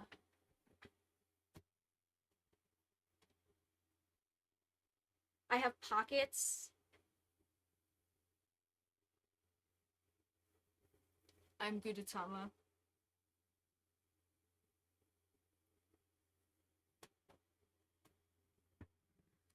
I'm so cozy right now. I'm actually so cozy. It's pajama day. Pajama day is so cool. We love pajama day.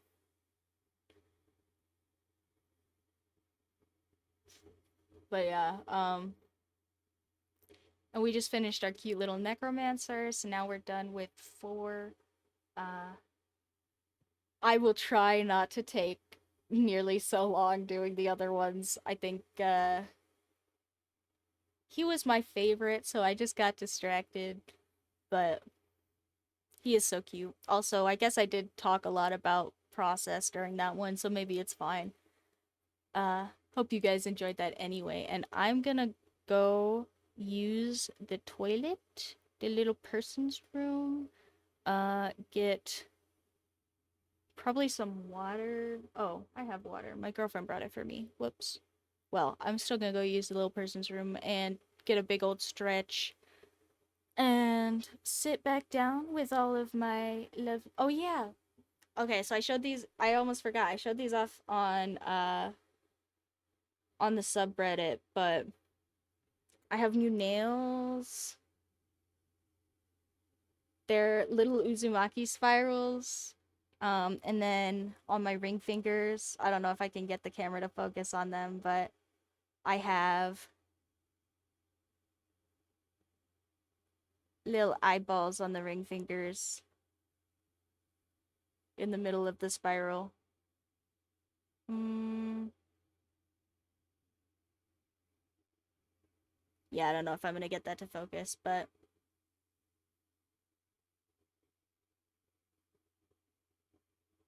those are so cool. I did these myself. I did not expect them to come out this good. Uh, but they came out kind of awesome. So anyway, I will leave you guys with the cats for a minute. I'm gonna go use the toilet. I'm gonna go stretch. I'm gonna go say hi to the real cats, and we will come back and draw some more in just a minute. Get your snacks, get your water, take care of yourselves, and we will be right back.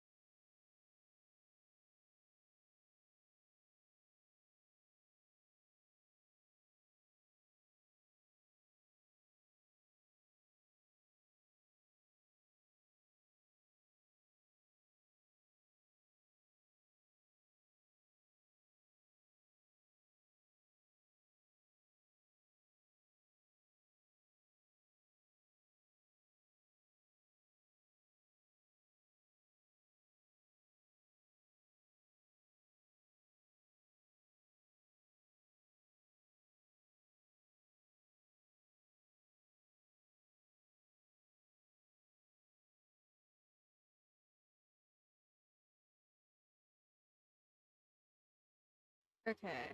Uh, we are back, and I think I fixed my lighting so I don't look like a ghost. But I'm still a goofy little egg.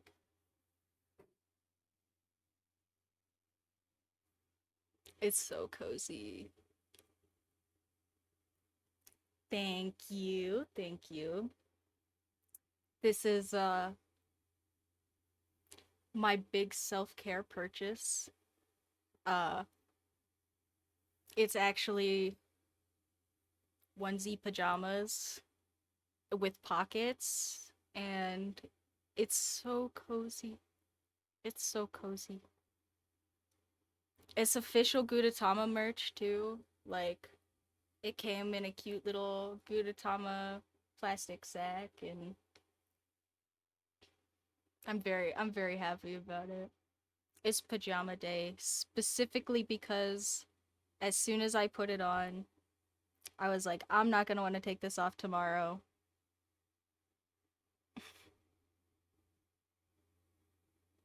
Oh yeah, here. And we're gonna have to stare at my face for a minute anyway, cause I'm gonna take a picture of some more arts. Sorry, my lips are super dry because I was out in the sun all day yesterday, so I keep picking at them.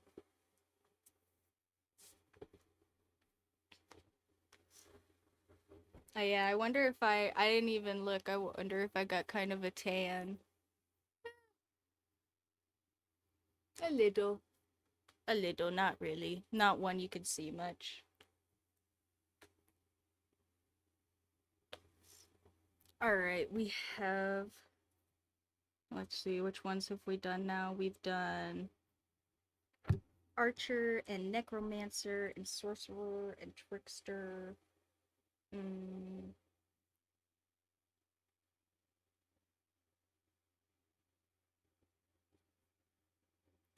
I think we're gonna have to do the ninja one. I see it on the same page. It's also simple and cute. And we are certainly not moving as fast today, so we're gonna go with simple, not give ourselves uh too much to do and overpromise. But I will surely be able to get the ninja one done. Uh,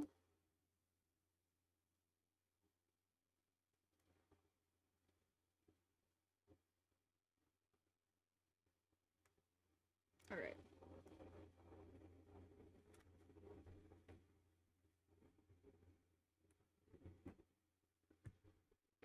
Mm, this is so cozy. Oh yeah. Here, while we're on the bigger camera, I can show off my nails for real. There, can I get it to focus on the eyeballs now? Maybe, kind of.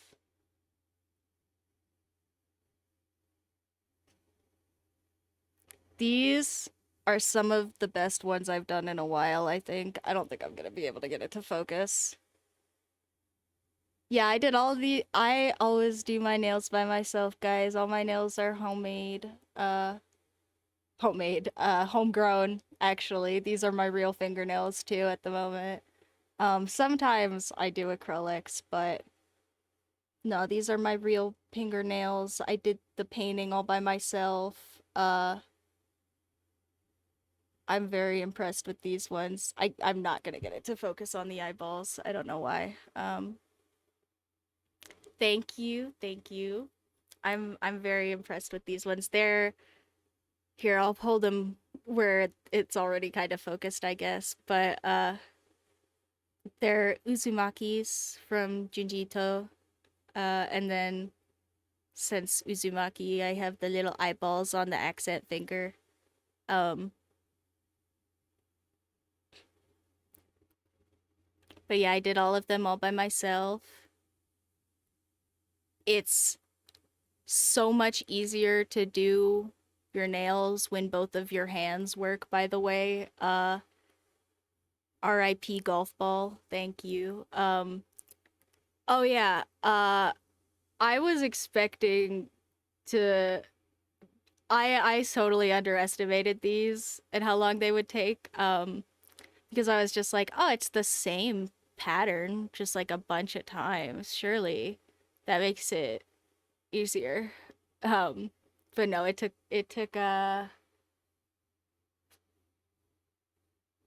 2 hours, something like that, I think. Cause I did all the nail prep at a different time, so like I basically had to push my cuticles back and paint, and yeah, they did take a while. Um, but yeah, I did all of them myself. I cleaned all of the edges all by myself. Uh, yeah, I really will have to do a nail stream for you guys at some point. Taz already endorsed it, so I mean, what else do I need? Uh, but yeah, no, and these aren't even like UV paints either. They're like some cheap nonsense for from the Walmart. Um, I do have a bunch of nicer UV nail paints, and uh yeah, yeah. But these are not them. These are just some cheap. Here, I actually probably have them.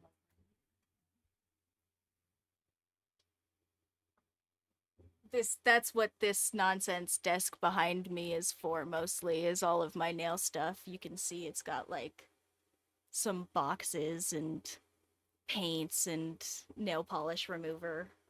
Um and my little art cart is part art supplies and part nail stuff. But yeah, these are just the ones I was using for this is just some. It's called Sinful Colors Bold Color. Uh, it's just some cheap nonsense I got at the Walmart.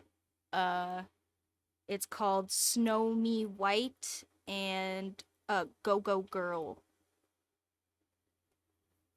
So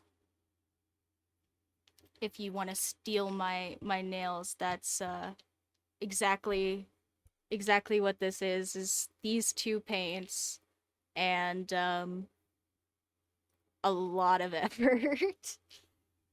uh I have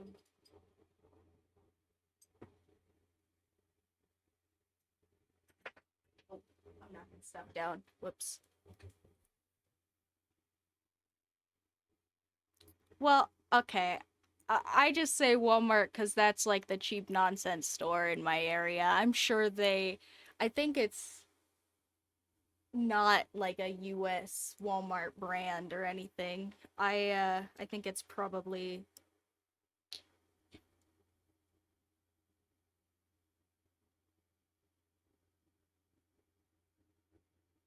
Oh, well, maybe I lied. It does say USA Revlon and on the back. So, but it says Revlon, so that's UK brand. So maybe it would they would, I'm sure they have something similar in your area, if not exactly this. Um Maybe they have different localized names, which might make it a little hard to find, but I'm sure you can even buy them on the internet. They're just some cheap nonsense, is my point. And then I just have this cute little glass palette that looks nasty right now because I didn't clean it. Sorry. But and then like a bunch of little brushes. And then what I do typically is I will paint like a really flat color and then get that to look really nice with just using the nail polish remover kind of like as I go to clean up stuff. So, yeah. And then I just paint my nails basically like I'm painting. So it takes forever, but but they came out really nice. Yeah, I kind of agree. I really like doing stuff like this. Uh Even when I'm being more masked, but I don't have like a I don't when I'm being masked, I'm not usually being like hyper masculine like gym bro style mask. I'm usually just I'm usually way more subtle no matter which way I'm presenting, I think. And yeah, so I kind of think that this is a nice accent even when I'm being more masked, but I also do get that if you are trying to present unambiguously masculine, that is a little bit harder to do with the prettier colors like this. I think probably uh one of the things that you can do really well that comes off unambiguously masculine with the guy colors is like earth tones. Like if you excuse me. Sorry, my iPad is dying and telling me I have to plug it in cuz I'm sitting here talking still.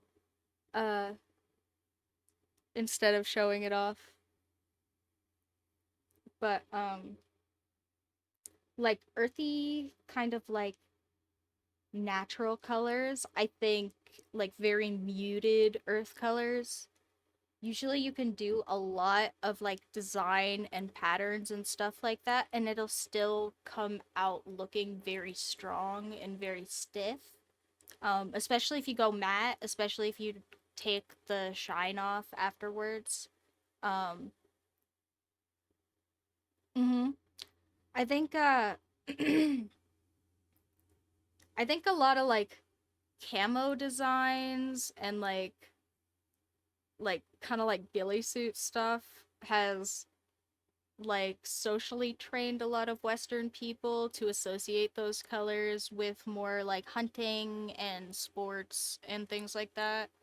And so if you stick to kind of like that very like dirt brown, like green, earthy range, you can get away with a lot of design with a lot of designing and patterning and stuff like that without it coming off as very effeminate because like it'll just kind of seem muddy, you know, still. Um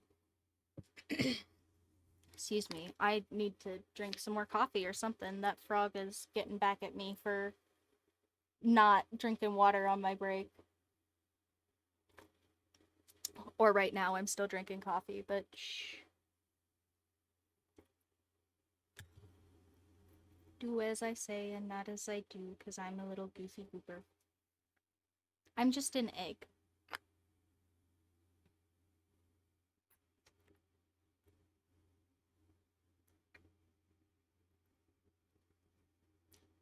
Eggs are wise and all, but my shell is already broken.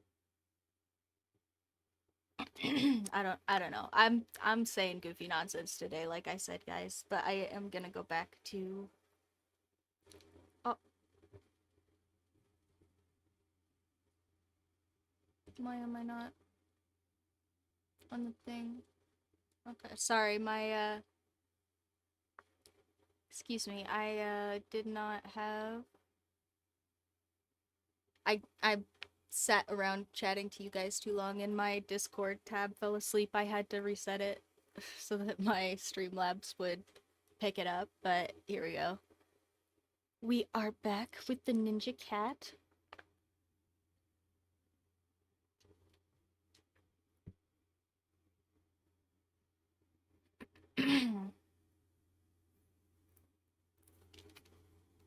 And here I will drink some water because I have bottled water for like once ever.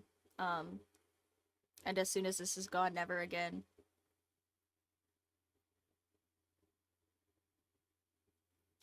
But I bought it for the car ride home and then didn't drink it then, so. Because I also bought like a frozen slushie and I just drank that. I'm not good at self-care, guys. I know. I look like I am and I'm really good at advice. I'm I'm not good at following my own advice. Because I know all of the things that are wrong with me, so I know how to fix them. Because I'm also really good at problem solving. Well, okay, not all of the things. I'm not a freaking genius or nothing. I have problems too, but like for the most part, like my basic shit, I know how to fix it. I just am kind of basic and don't want to or don't think it's reasonable for some reason or another, nonsense. Yeah, I think it's probably a pretty common issue. Unfortunately for me, I'm a little basic in that regard. Uh, but yeah. It's also still been super dry and I need to run my humidifier more. I should put the other humidifier. I would put the other humidifier in my office, but I don't want it to mess up like my office stuff, you know? Um and I would put it somewhere else in my house, but it's just my house is really small. And so it's weird to find a space to have another one that it's not just like running in the same place as the first one. Yeah, I don't know. I did buy two really nice humidifiers, but yeah, well, in places where it's not so dry, it's really really not necessary.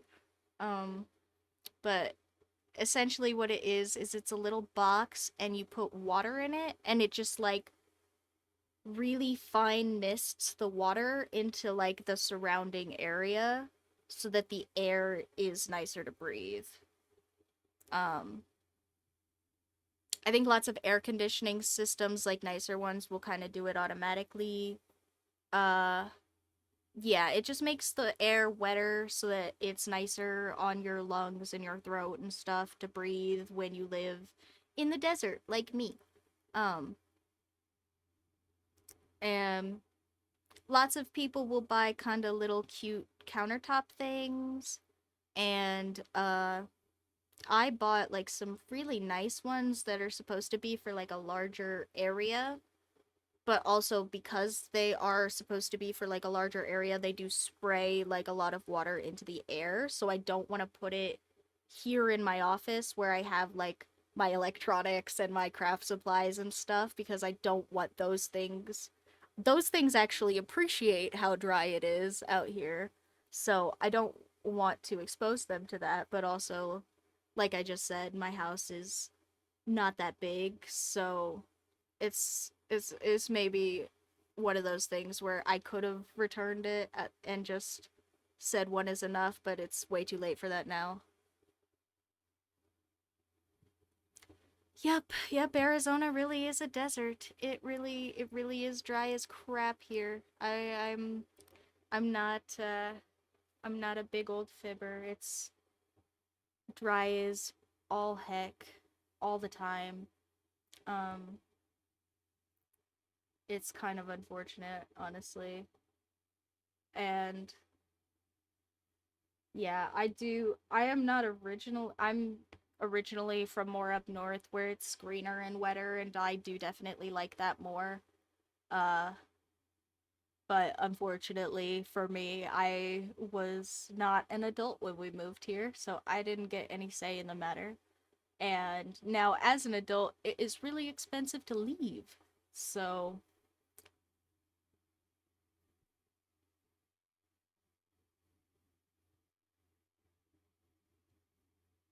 yeah.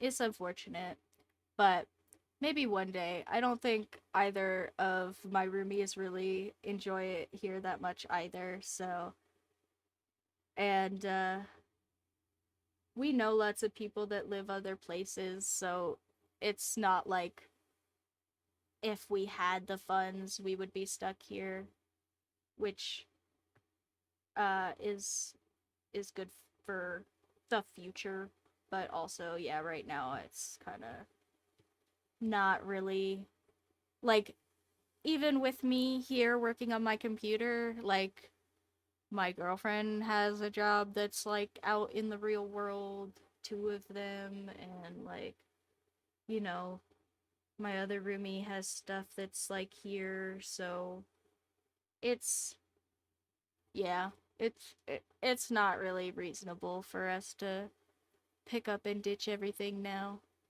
Um but it's also yeah, it's not terrible. But also yeah, in the future, maybe it would be reasonable for me to go somewhere else, but just not at the current point in time. And it's okay. It's mostly just like the things that I hate about it are things that are like the area, right? And oh, excuse me, drop my pencil. That's a little bit of a bigger deal when it's the digital one. Did I just hurt it?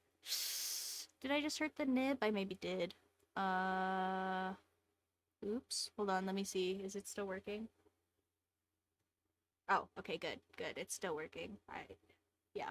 See, these ones, I bought these little metal tip ones, and the thing with the little metal tip ones is in the Apple Pencil, the stylus is a little bit crooked so that you can have pressure sensitivity without having like a pressure sensitive nib, basically, right? Um, and uh I mean that's a really cool design, but also because I have these cute little crooked metal stylus nibs that show me exactly where the end is, sometimes I'll drop it and I'll think like, oh my god, I broke the whole pencil. It's like all sideways now and that's just how it looks. But I'm like, surely it wasn't that crooked before I dropped it. Surely it's more crooked now, but no, it just is that crooked. Uh But yeah, no, it's just dry. I wish we got to have like seasons cuz I don't know if you guys know this about the desert, but the desert is not really known for having seasons because there's not a lot of water. There's not a lot of like transition period between seasons. So it kind of just goes from being hot to being gross, to being hot again. And um yeah, that's kind of unfortunate. But I also have lived here for a while, so now I'm kind of used to it. And also, Arizona specifically, like a lot of Arizona counts as not only a regular desert, but a food desert. Because we are so far from like water here. Honestly, Arizona is one of those places where you kind of like look at the people living there and you're like, why did anyone build here? Like it's not really hospitable for people. Um but yeah, because we are so far from like excessive amounts of water and greenery and things, like getting produce and stuff here is really terrible, and getting groceries and things in general is just really difficult. Like I live this is not a joke. I know the Europeans are about to cry. I live a 20-minute car ride from my nearest grocery store. I have to get in the car and have someone drive me 20 minutes because there is no public transportation to go to the grocery store and get any food at all. And that is not the grocery store that will sell me produce that will last 30 minutes in the car to get home. So,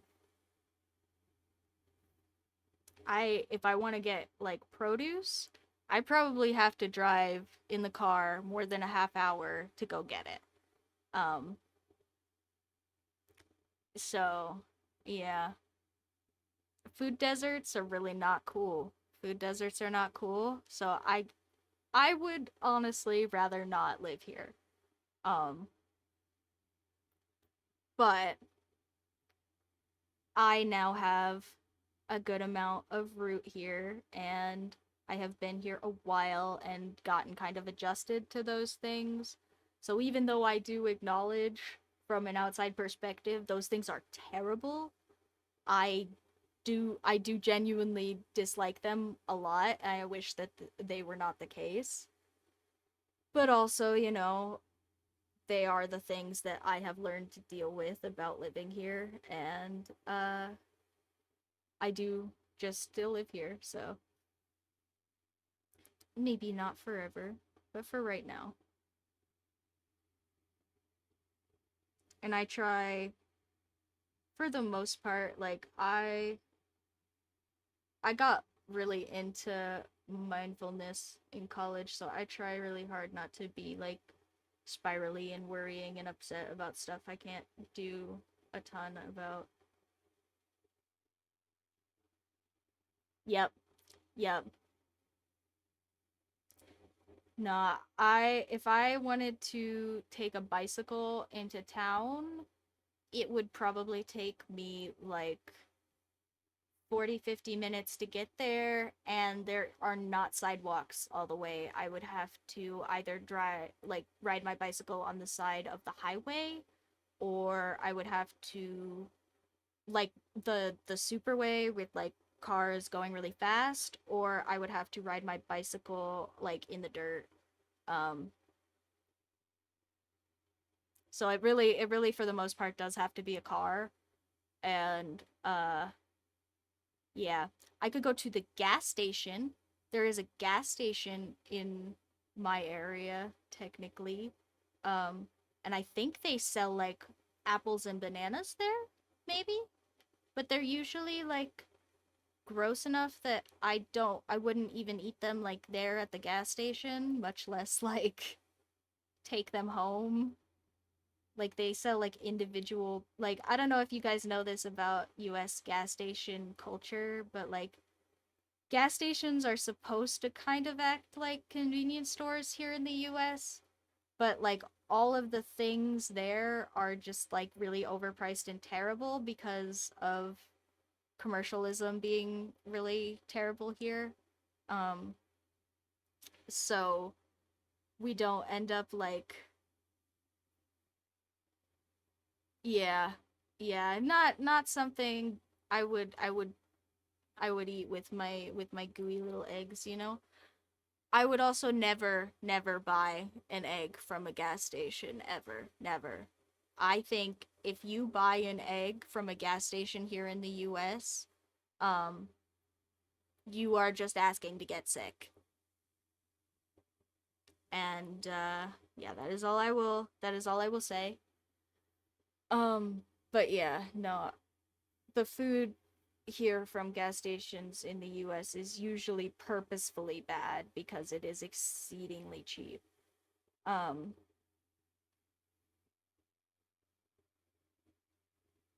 but yeah, so I could go to the gas station and maybe buy like, a dry packet of food that would cost me way too much money. Um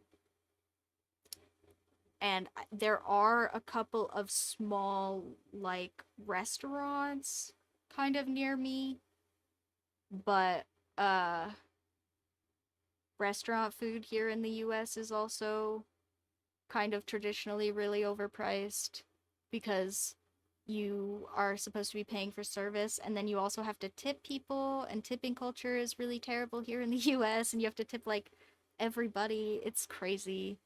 Um so unless I had more money anyway, like those would be weird things for me to do.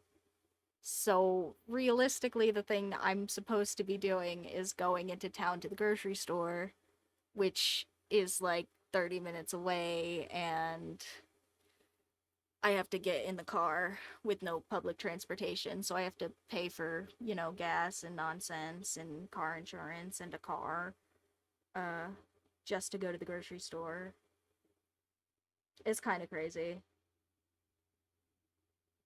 I am really lucky to have other people that already owned cars, uh, living at my house because I really can't afford to, and that would suck butts if I had to go to the gas station for like everything.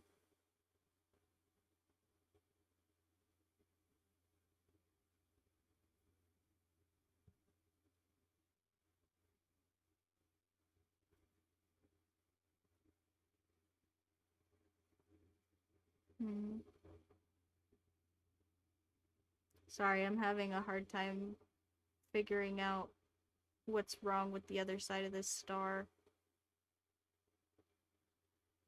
Maybe I'll just.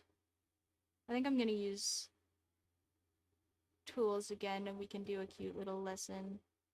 If I can remember how this works. I think it's Canvas drawing guide. Here we go. Okay, so this is one of the things that I like to do every once in a while because I'm not so good at shapes. Um, just like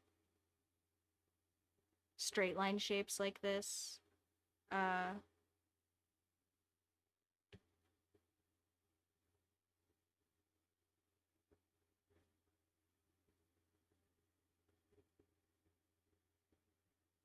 can I not just like. I could have oh, it's at the top. Okay.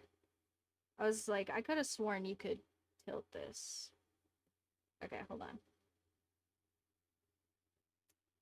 So one of the things I like to do, because I'm not so good at symmetry always, um, I'm really good at like spatial stuff. Like, if I want to see like how far away from this is, or how far away from this is, but like figuring out how to flip this curve over in my brain is more like a three-dimensional spatial skill, and I'm not always so great at those.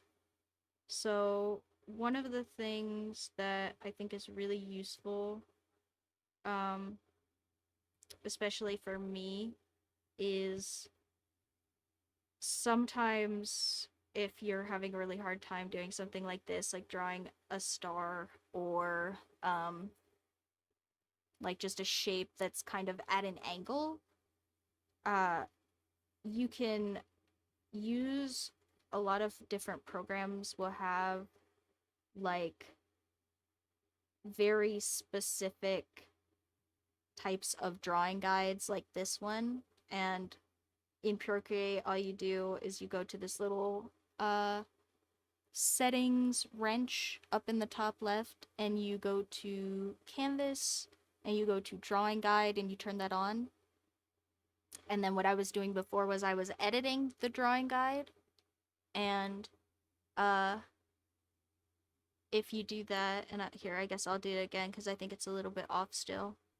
um It'll bring up this very adjustable line that you can manipulate, and for me I'm gonna put it right in where I want the center of the star to be and line it up at an angle with this mouth so that I feel like I am putting the star on a rotation like angle, even though I'm gonna just draw the one side of the star. Uh and sorry if that explanation didn't make any sense. You are about to see what I'm doing in a second anyway, so uh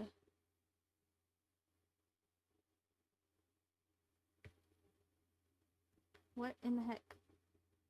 Sorry, I keep going to hit the done button on my edit and it kept like adjusting my line for me. Anyway, um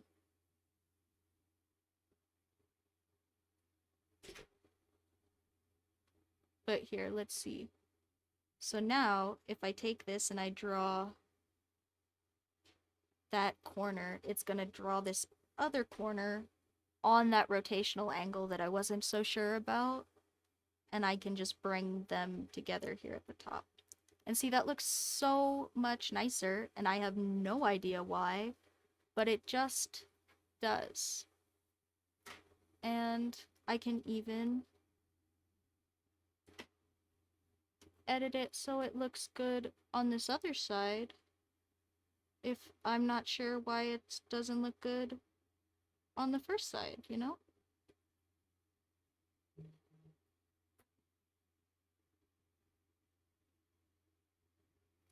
And then if I don't want to do that for the rest of this, I can just go turn the drawing guide off and it'll let me fix the sides individually again so that I don't overdraw onto the star. Oh, I just turned the guide off. I didn't turn the assistant off. Okay, sorry, my bad. Drawing assist off. I don't know why they have.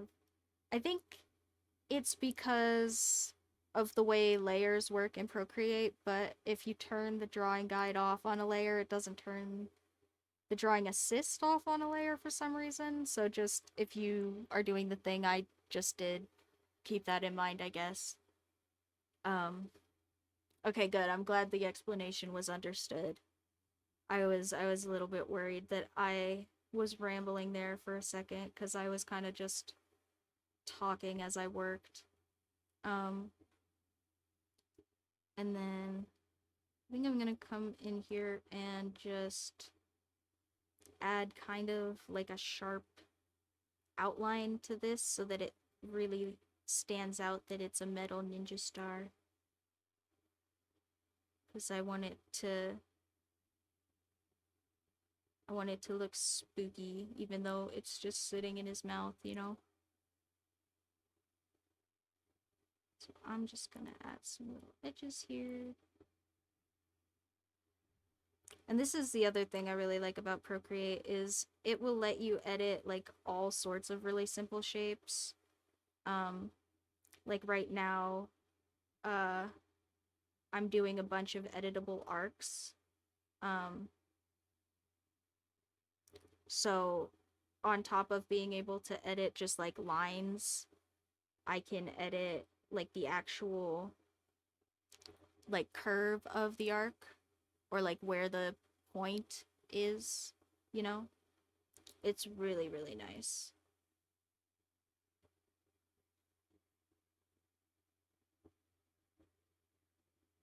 So on top of being able to adjust the brush so that it hides how shaky my freaking hands are, I can also just like make stenciled curves basically in the app, which is really, really convenient for me. And I think I want this center thing because I drew it kind of in the center of where the star is exposed, but also since part of it's in his mouth, I think I want it to be more like up here. Yeah.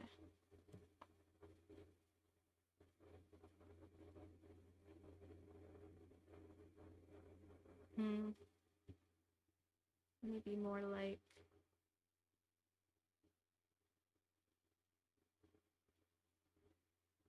that.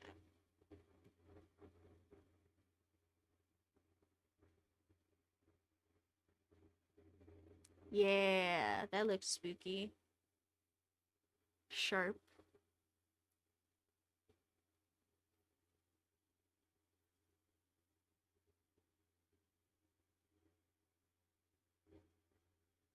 And let's put a little paw under here.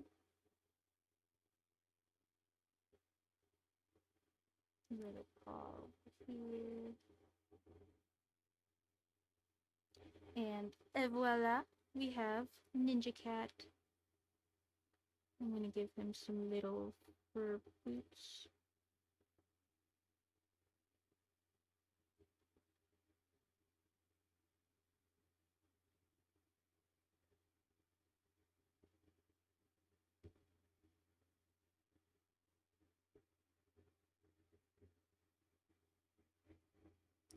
and probably a little white tail tip to match his little fur boots.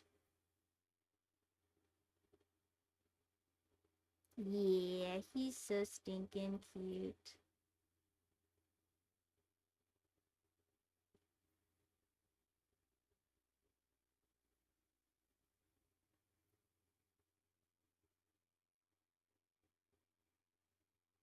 Hmm. I'm trying to decide if I want to give him any more fur patterning, but I think I will just leave it alone. I think I will give his face this extra line I did on all the other things though, because I think I'm gonna put like a gray liner or something in there, and I'm gonna be consistent about it.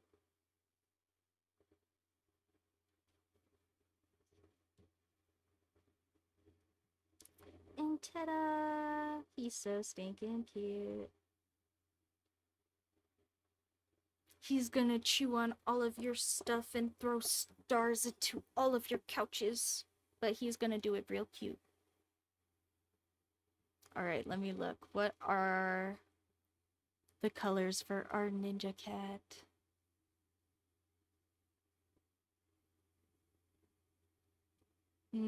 Dark blue, gray, kind of like Captain colors.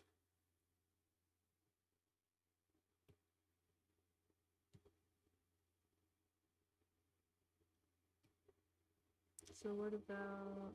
That's a good one. Let's do this for the coat. Am I still on the... No, okay. Sorry, I thought I saw it adjusting there a little bit. Turns out it was me I was adjusting. I thought I had it on the wrong brush still. The one that fixes stuff for me. I try not to have it on the one that fixes stuff for me while I'm coloring, because if you think about it, like when you're coloring in large swaths of area, usually usually you just kind of like run the pen back and forth really fast, or the pencil or the brush or whatever it is. And if you're me and you're working digitally, you go and you clean stuff up later. But even if you're working traditionally, you probably just kind of like avoid doing the edges until later, right? So that you can be faster and more free form with the insides. And if you do that with something that's trying to track and adjust your pen strokes or your brush strokes or whatever, uh, then you are giving that system like all sorts of information it doesn't need, for one, and for two, it's going to take that information it doesn't need and spit out random nonsense with it. Um, because it's just overloading the system usually. Uh, so a lot of the time, if I try to color with like a brush that's supposed to be like a line art brush or something like that, I end up uh just with like weird blobs that take a really long time for the program to actually process and put down. And I also usually don't end up with the coloring job that I want. So I have two separate brushes that I adjusted for Procreate, that are just default brushes that I changed the settings for. And I think if you are I think if you don't enjoy using the brushes in your drawing program as they are, you should just learn like a very basic amount about the settings and fiddle with them so that whatever it is you don't like just goes away. Because I think the brush settings in art programs are probably really underrated tools, considering that I see like hundreds and hundreds of people all the time, all over the internet, asking about like, oh my gosh, did you do those brushes yourself? Like, oh my gosh, like I wish my brushes looked like that. Or oh my gosh, like how do you brushes? Question mark. And uh like there is an enormous amount of documentation on brushes for Procreate, and I can't imagine that that means that that is not really consistent because like I said kind of before, Procreate company, whatever the company is that does Procreate, I don't remember their actual title. Maybe it's just Procreate or something. I'm really not sure. But they are really not good at documentation, and uh my example from before was trying to use Procreate Dreams, and like all of the tutorials are third-party tutorials for Procreate Dreams. So the fact that there is so much source documentation on Procreate brushes leads me to believe that there is information out there for you if you look for probably whatever drawing program you're trying to find, on how your brushes work. And I have two brushes that I adjusted um, the settings for. I just literally copy pasted one of the brushes that I liked the kind of shape and feel of using, but I didn't like um, some aspects of it. Like I really like, so the one that I edited in Procreate is called Syrup. It has a bunch of kind of varied little triangle marks like this that are based on this stamp. Uh, I'm sure you can see that the edges are, in fact, all exactly the same on all of the triangles. But when you drag it around, that kind of makes it look like a little bit of a dodgy, like a marker or something. Um, and that feels really comfortable for me to use. However, when I got this brush off of all of the Procreate brushes, uh, it was really like, I don't want to say finicky because it wasn't like finicky, but it had a lot of settings that caused it to like randomize itself a little bit and jump around, and that meant that while I was doing really clean colors and stuff, it ended up in weird places I didn't want it, or it was really hard to get it to go into certain spots sometimes, or, you know, random stuff that was just like a little bit annoying, but also annoying enough that it mattered um, while I was working. And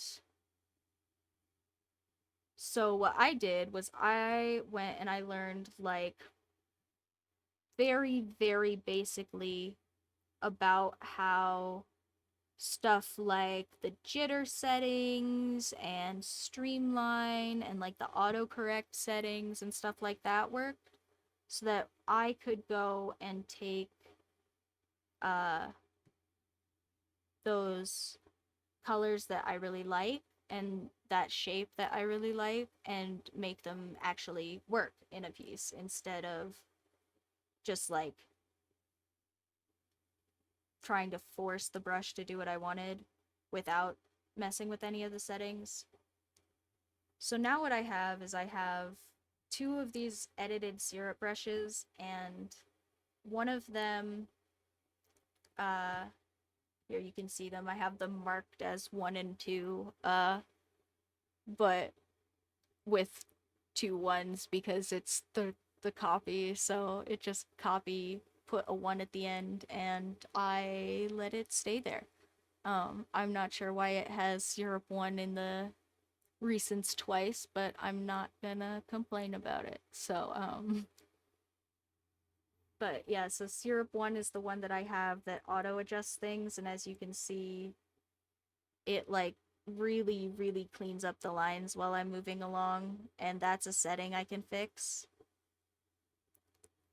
And then, so I use this one for line art and stuff. And then the other one that I have is, sorry, my girlfriend's playing a video game and I thought she was yelling at something real. Anyway, um, the other one I have is this one, and as you can see, it really doesn't clean up the lines. It really, like, just kind of lets me draw wherever the heck I want. It doesn't, take so long to put down because I can just kind of scribble.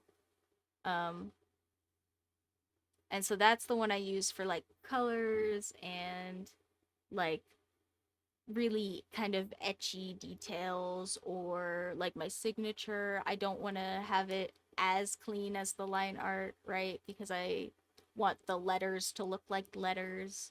So I do all my lettering and stuff by hand usually, unless it's like big calligraphy stuff. Um,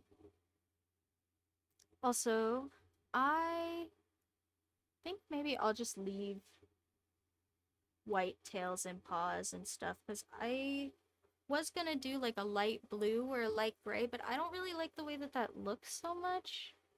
And I don't want to give him darker paws because I like having the coat be the main. Oh, you know what? Maybe we'll give him like some little tan, like some skin tone paws because we're gonna do like his little muzzle the same color, right? So if we give him like a little orange, red, kind of tan muzzle and paws, like that might look contrasty against the blue purple and look nice. What about that? Yeah, winner.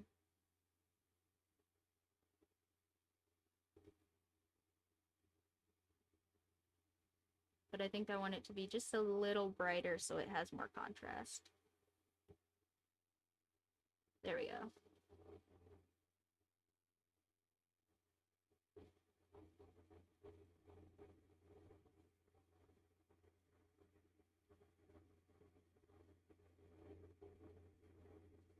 And then we can just color in all of this with my brush that doesn't adjust so much.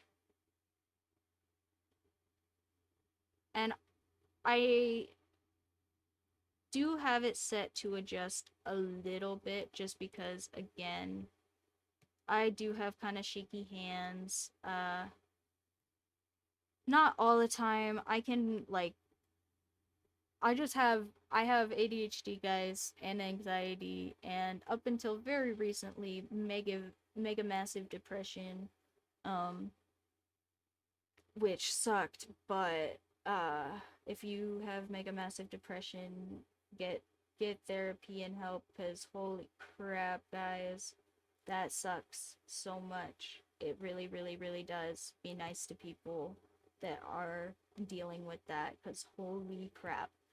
But also, on a lighter note, yeah, my hands are a little shaky. I'm not sure how that's a lighter note, but I can force them not to be. Like, if I'm doing really important detail stuff, like, I can hold still for a second, but because of my cute little neurodivergence nonsense, I just end up, like, having a little bit of a shake to, like, all of my muscles and joints and stuff most of the time. And, I have been told that this is not problematic unto itself if I don't have anything else that comes of it. So for the record, I'm fine. I'm not dying or nothing. I just have a little bit of a shake. And yeah, I ended up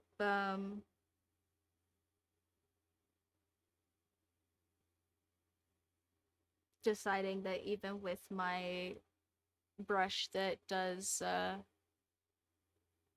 more of the coloring and stuff, I did probably want it to adjust just a little bit.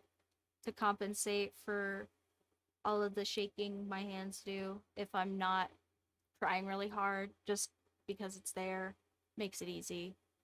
Why not? So even my, if you do see my coloring brush adjusting a little bit, I do have it set to adjust a little bit. You're not wrong. Uh, but for the most part, I do have the adjustment and stuff just turned off on this one. It's very, very low.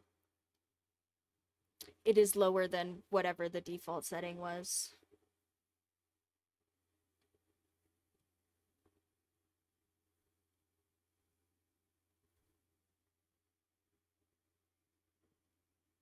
And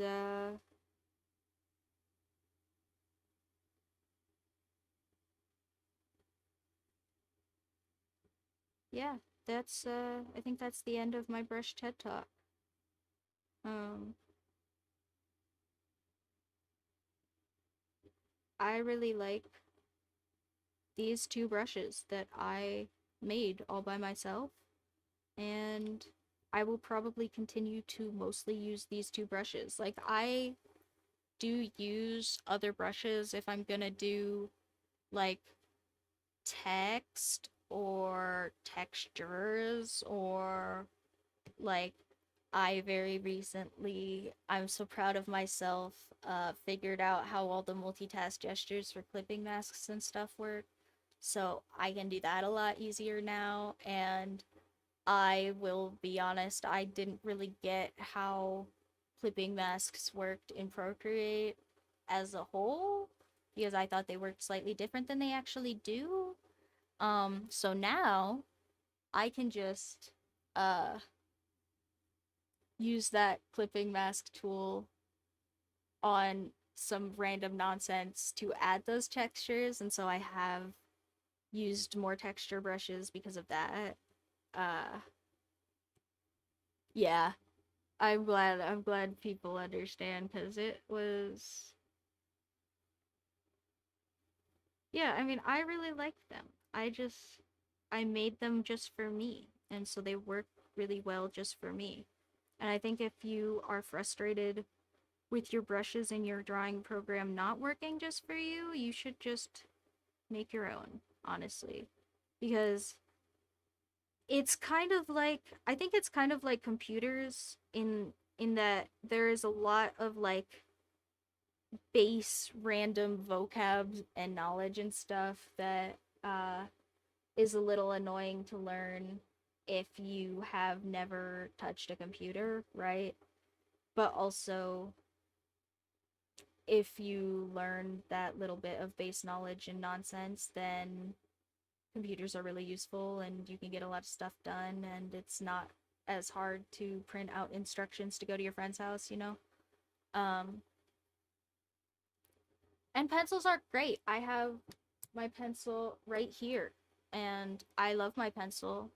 I really want to do a video for you guys on my pencil because I think that this is probably my favorite pencil ever. And I have had multiple people tell me it is also their favorite pencil ever, and it's really not that expensive as far as mechanical pencils go, and you can get even cheaper ones than the one that I have, and they're still nice. So I do want to do a video on those for you guys at some point, but I also yeah, I the longer form videos are a little bit harder for me just because I do have to sit down and like record myself without you guys, and it's a little bit harder for me to talk to the camera when it's just me, cuz then I have to acknowledge that I am talking to myself, which I know is what I'm doing a little bit here anyway.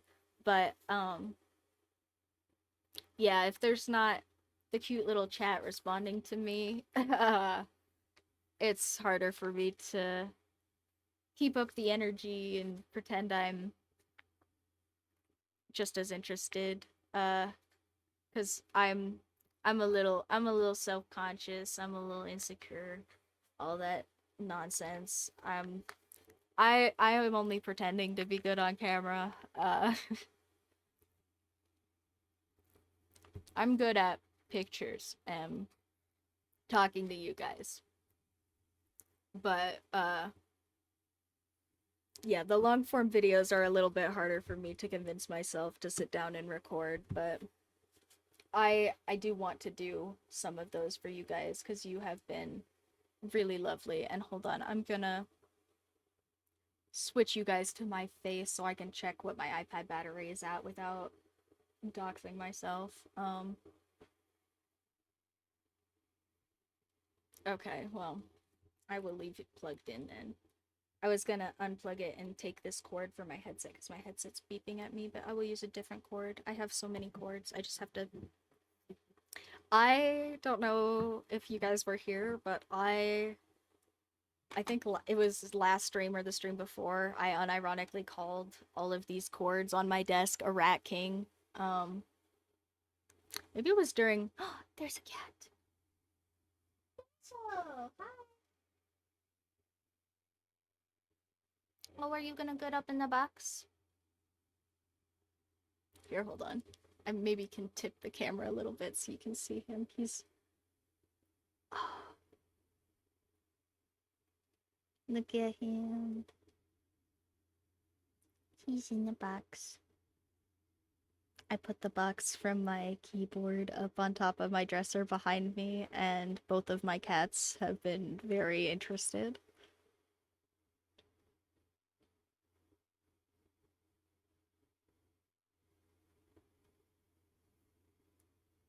What a cutie. Sorry about the shaky cam there for a second.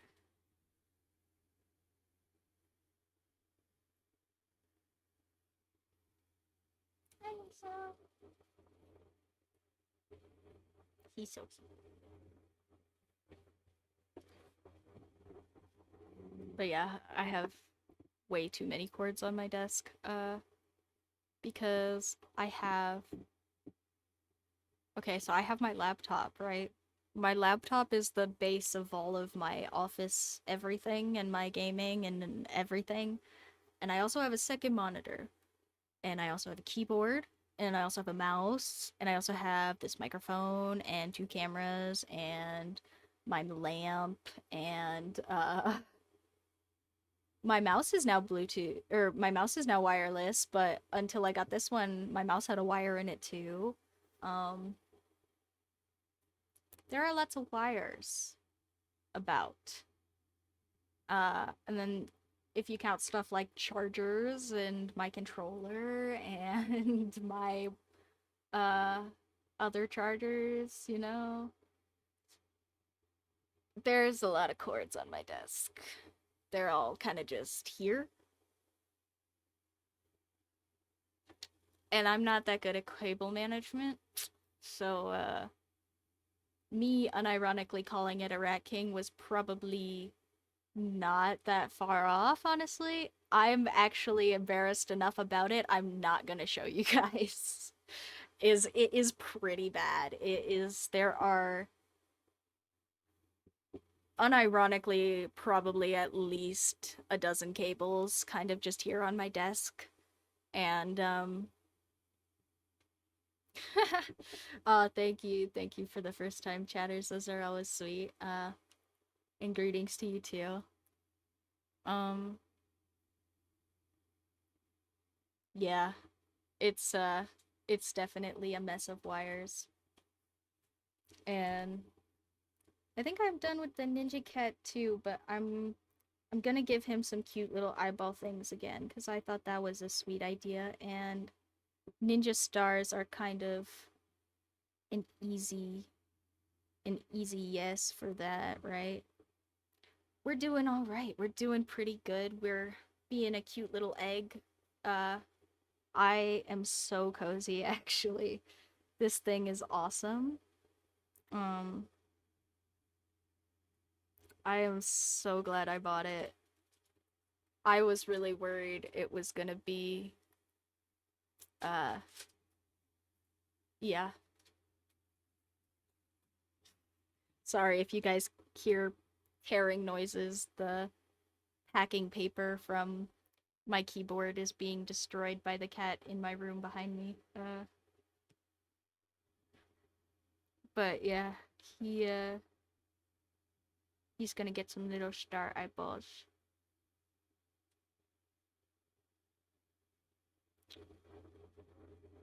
And it's pajama day, so we're wearing the Gudetama because it's so freaking cozy, guys. Get yourself honestly, like I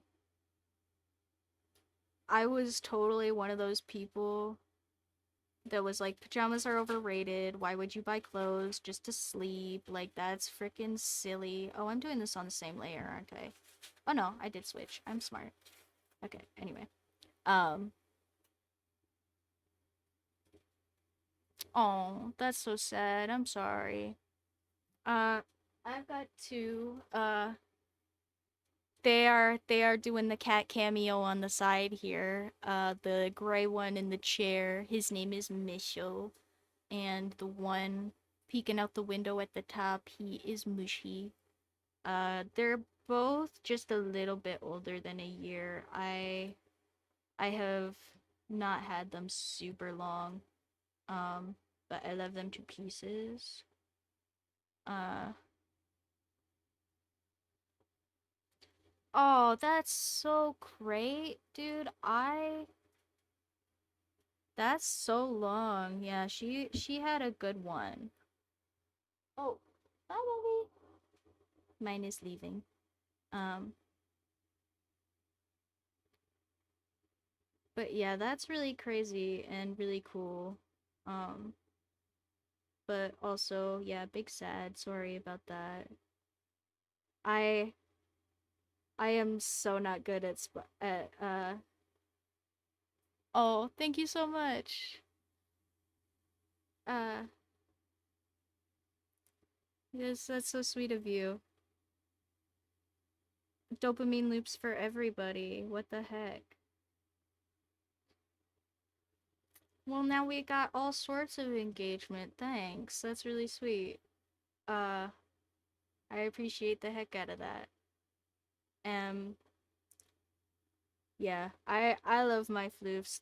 I was definitely not into them before I had them, and now I'm just like the biggest freaking cat dad ever. Like, I definitely I'm like the meme of the boyfriend that doesn't want the dog, and then you get the dog and they're just like best friends, and he's like, it's not my dog, it's your dog. I don't know.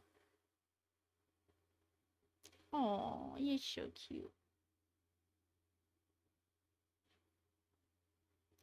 Yeah, I've had cats before, but just like not my cats, right? I've lived with cats before, but they weren't like mine. And my girly friend wanted to get some, and I was kind of like, meh, meh, meh. Well, what if like we hate them and they stink and like they leave fur everywhere? I don't want to deal with all of that. And she was like, okay, my but like we could get a cat. And then at some point they they were giving away some kitten, one of her coworkers was giving away some kittens um to people at her work because their cat had just had a bunch of kittens, and they were not about to manage all of that. So they were trying to get rid of like a bunch of kittens, and I was just like, well, okay, I guess, it's free cat, like we don't even have to pay for it. Like she's gonna be happy about it. And yeah, yeah, I adopted him. He is my baby now. And then the other one that I adopted is a neighborhood stray that was super super tiny. Uh when we found him outside, and I thought like surely it was somebody's like really young house cat that like got out or something. But I looked for a really long time for somebody who was looking for him, and I reported him as found to like my local shelter and stuff. Nobody ever came to get him. So I I am his dad too now. Um thank you.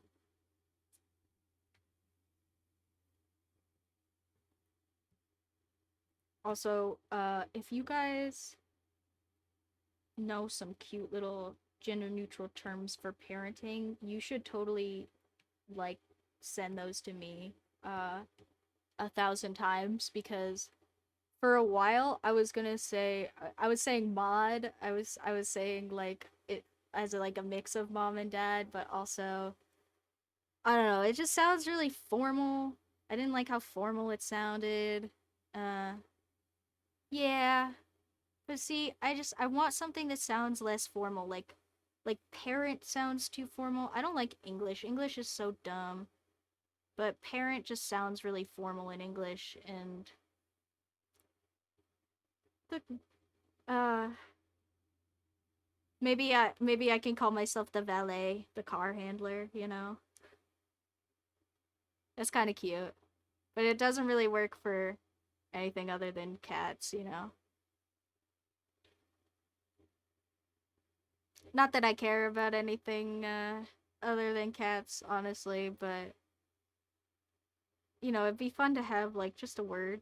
I can't ever think of one that doesn't sound overly formal. So, and maybe that's because, you know, they're just very established roles in English society and I'll have to make one up, but or I'll just have to feel like mod is less formal because of context or something. I'm not sure. Yeah, I do always also call myself the cat servant, but usually when they're being menaces, and not when I'm being endearing, so cuz I have two male cats, and they are both larger boys. So every once in a while they are definitely goblins. All right. Well, we appreciate all the engagement. But thank you so much. And lurking is all good. I appreciate lurkers too, cuz lurkers are also good for numbers. What the heck? I don't care. Just be here. Be something. I don't know. I'll be queer. You guys don't have to be. Uh,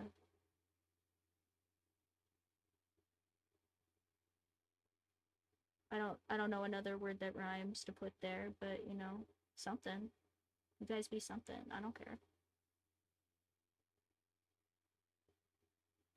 Uh, but yeah, no, I was using mod because I thought that that was cute, but now I'm kind of just saying mom and dad interchangeably because that's what I mean is to be saying mom and dad interchangeably. But also, yeah, I don't know. I wish I had one that was mom and dad interchangeably without me like confusing people or anything. Cause I do appreciate people trying to be so kind to me about my pronouns usually, especially as a non-binary person, and I know that for some people that is a really big deal. Um so don't I don't want to make it feel like people aren't being, you know, like really kind and supportive or anything when people are trying really hard to figure out what to call me. But also, like, English is just really not good at words for non binary people because uh, binary gender is very, very ingrained in US culture. Um, and I think it's probably mostly just a culture and religious thing, but also it does mean there is kind of a lack of good language there that I would like to give to people. I mean, I would like to give people better language to use for me. Like, I think that that would be cool. Uh, but I just don't know what I would even say, you know, that would be more appropriate. So usually I just kind of don't bother. um, which is why, for the most part, if you guys ask, I'll say, you know, you can call me whatever pronouns I'm presenting as, or you can call me whatever pronouns, you know, like feel appropriate for you guys, because I feel like there is just kind of a lack in English to describe people such as myself. And that's a little bit sad, but I also don't feel like it is something I personally want to spearhead fixing or anything like that. And I don't know what I would use as a replacement term anyway. So, yeah, at the moment, I'm just kind of using mom and dad for my cats interchangeably. But if you guys think of an informal name that yeah, I'm the fam. That's fine too. Um but if you guys do think of an informal non-binary term for parent, or you find one in like an old book or something that's goofy, or I don't know, some nonsense. You make one up and you think it's really cool, uh you know, go ahead and just bother me about it wherever. I think I have mostly been responding to you guys bothering me. If I didn't, just bother me again, because probably either my spam filter uh filtered you guys out, or I'm the Wren. That's kind of cute. I like that. I was thinking of Par, like Opar. Um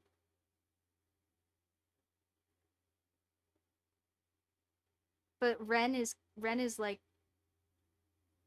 I thought Par kind of sounded like paw, uh, but off. And so I was.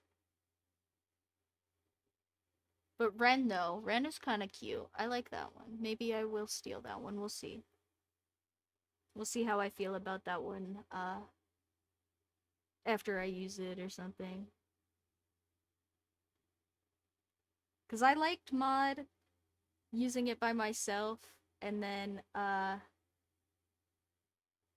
started using it like around other people and had to acknowledge the context of the word, you know. Uh, and then it was not nearly as fun and did not feel nearly as appropriate. So we'll see. We'll see how the tism feels after I actually use that one.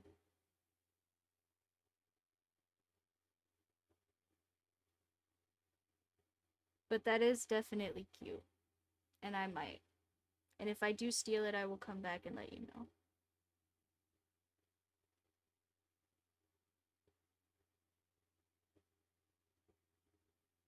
For sure. Or you guys will just hear me using it, because it'll be my new word that I stole.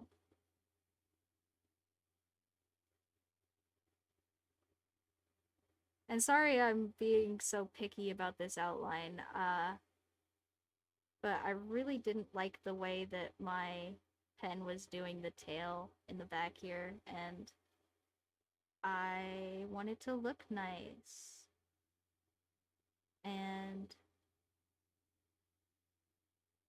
I have has the print shop artist's approval on my white outlines, so I think I have to be picky about it now. Ah, cool. Thanks. I'm glad people approve. And hopefully, yeah, hopefully it turns out.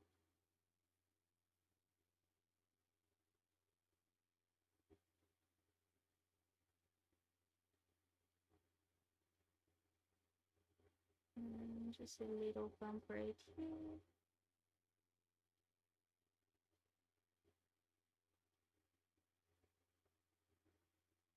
There we go. See, that's much better. Oh, look at the little ninja boy. He's so cute. Oh. Oh, I forgot to sign him. Whoops. How are people gonna know who made him? How are people gonna not steal my art on the internet? Careful time.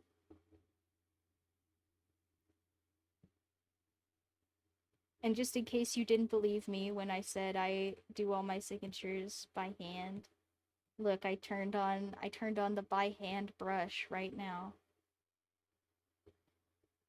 So hold on. See, I'm drawing squiggly scribbly nonsense. It's only barely adjusting. Okay.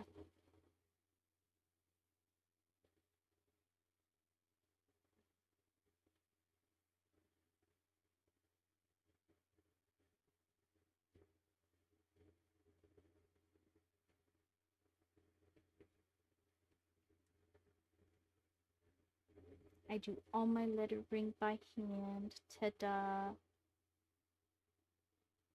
Well, I just want you guys to know I do all my own work, you know?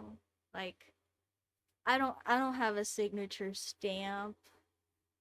I'm teasing. I don't think there's anything wrong with having a signature stamp anyway, but I don't. I insist on drawing all of the letters all by myself.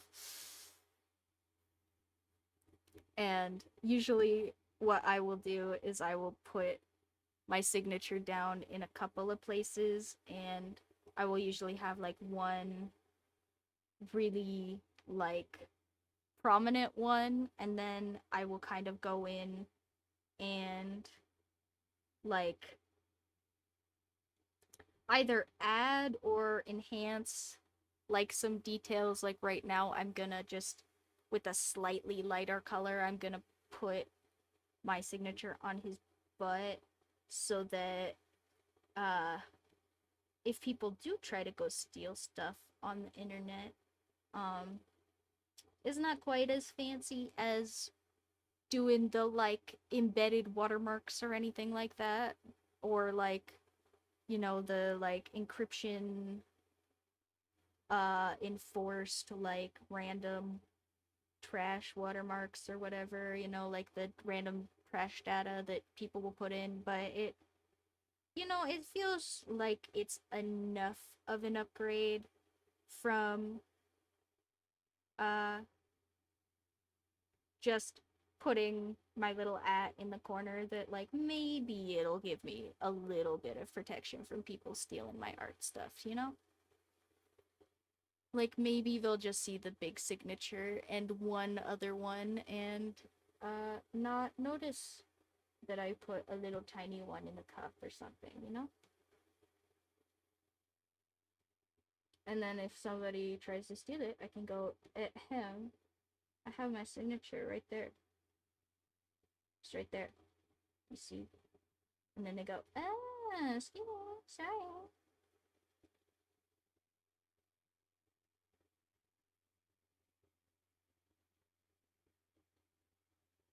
Ta-da! It's so cute. And then we make a duplicate so I can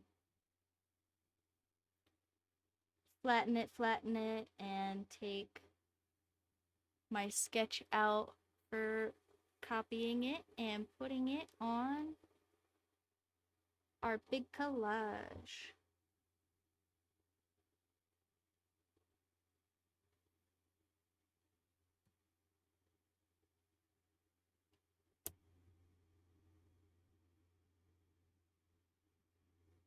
Hmm.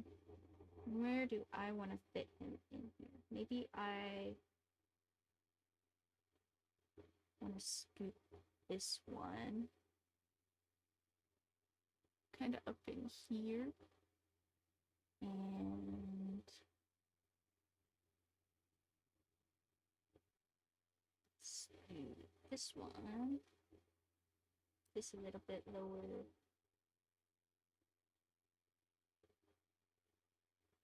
I'm sure we'll have to adjust them even more as we go along and have to stuff more cats in here, but I want it to look nice as we go along also, so you guys don't have to stare at messy nonsense. So what if we just stuff him in the middle right here?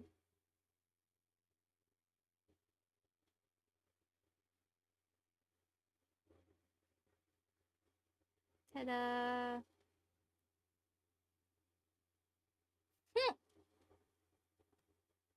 Well, I mean, I could just leave them all overlap for you guys, but then you wouldn't be able to see them also, you know?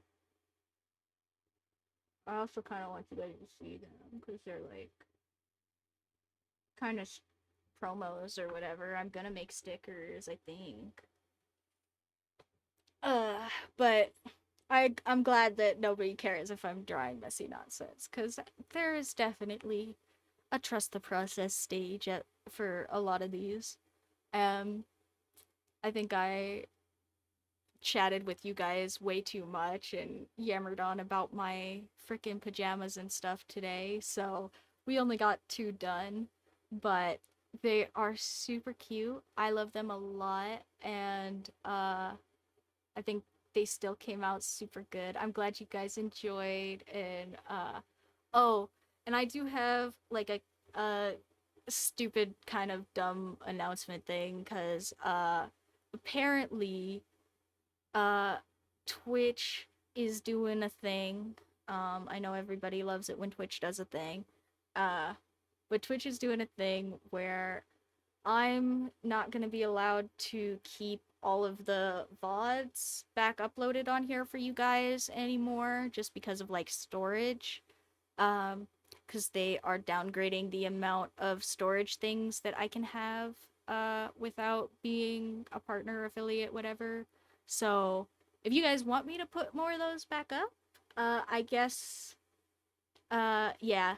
So they are all on YouTube already. I do always already put these on YouTube if you guys didn't know, because you have been watching them here on Twitch, or if you didn't know because you just don't care about YouTube, and that's fine. But for those of you that do want to go back and watch the other VODs and stuff, unfortunately, I think after like a week or so, Twitch is gonna make me go and put those on YouTube. So don't worry, there will still be backlog of the stream. You don't have to.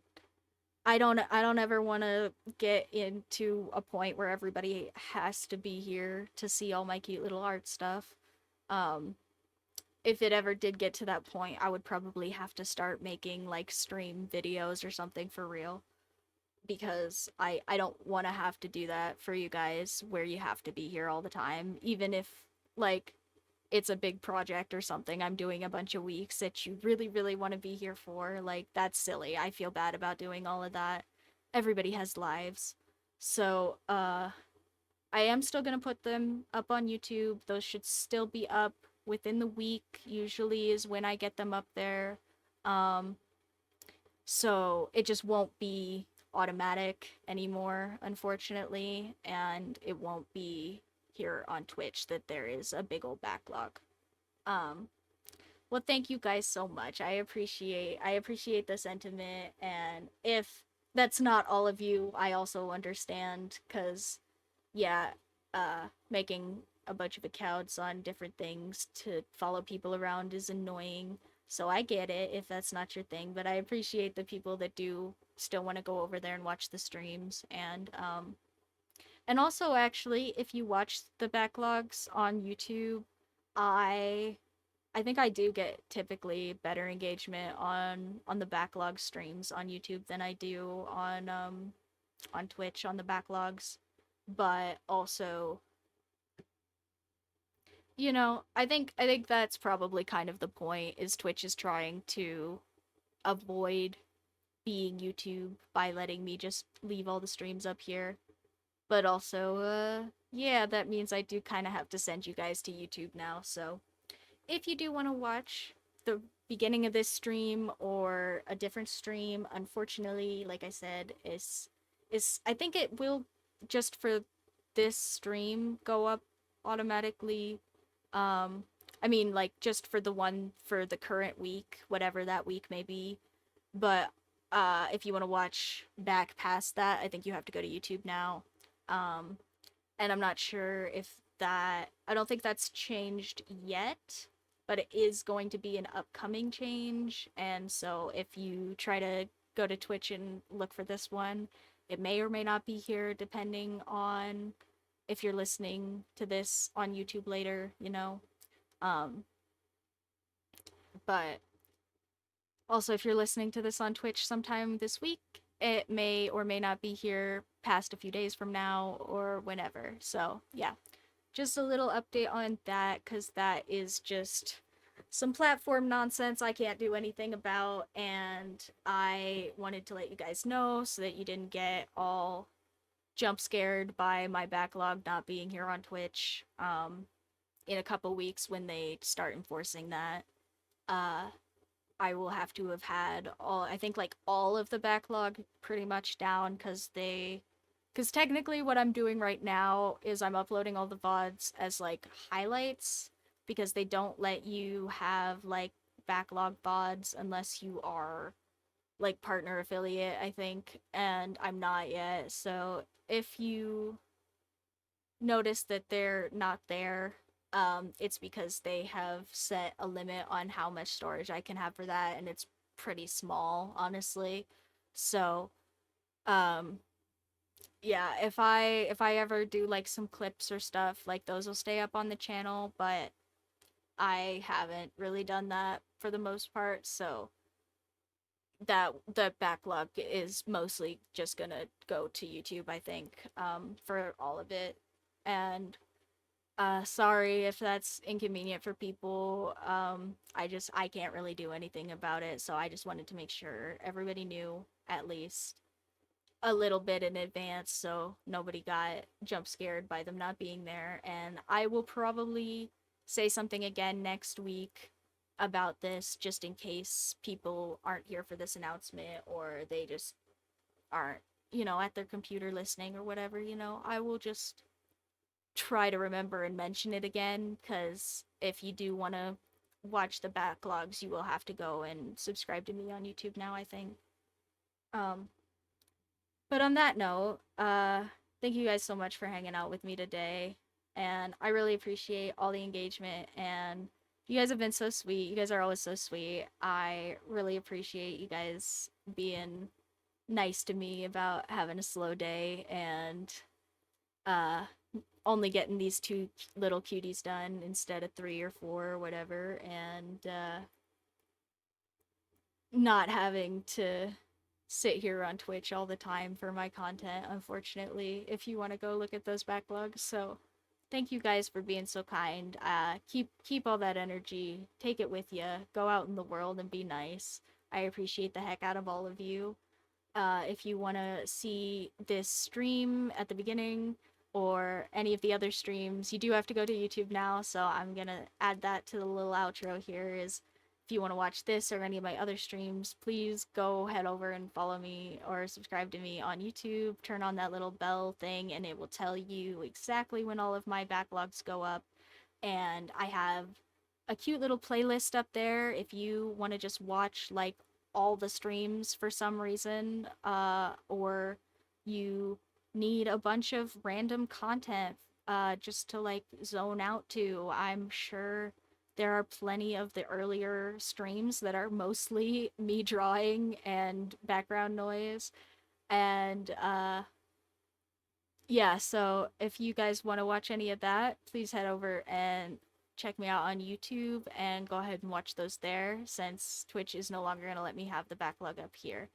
If you guys want to check out anything else from me, I do have all of that Linktree link stuff updated in my card bio now. So if you guys want to go check anything else out, I do have some stickers that are already up that aren't these. These are not up yet, but I will try and get these going soon. I probably will get them going before we finish the series because we are not even halfway done, and I did do all of these cats for you guys before, so maybe we'll do all the stickers. I don't know. I don't know if I have the steam for that, but we'll figure it out. And if I don't, I will make sure that the ones we do get up on the Redbubble so that you guys can go and print out whichever ones were your favorite, or put them on t-shirts or whatever the heck it is that you want to do with them. And thank you guys so much for supporting all of that. That has been really fun for me to see a lot of direct engagement from this over there on my Redbubble store.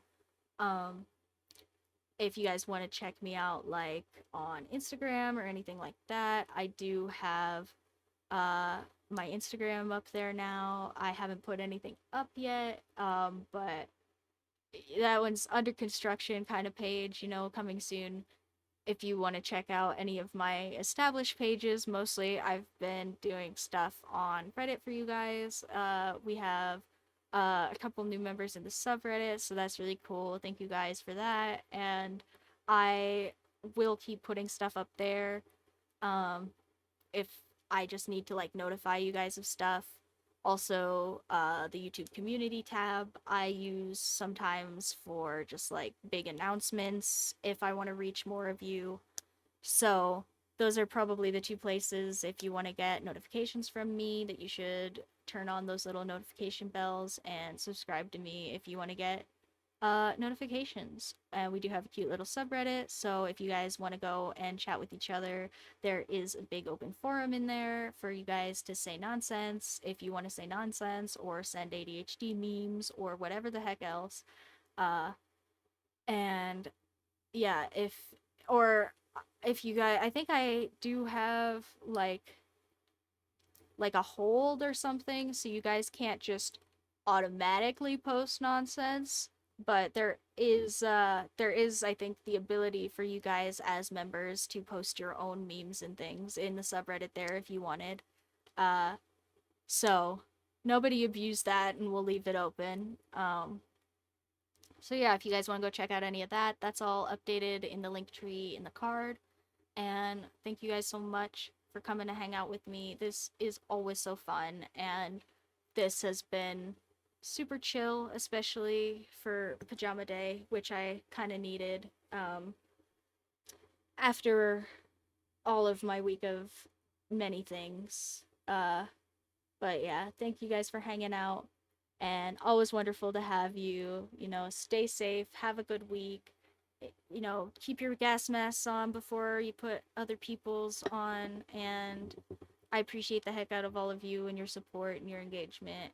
Thank you so, so much. And I hope you guys have a lovely week. And I will see you guys all in the next one. Bye.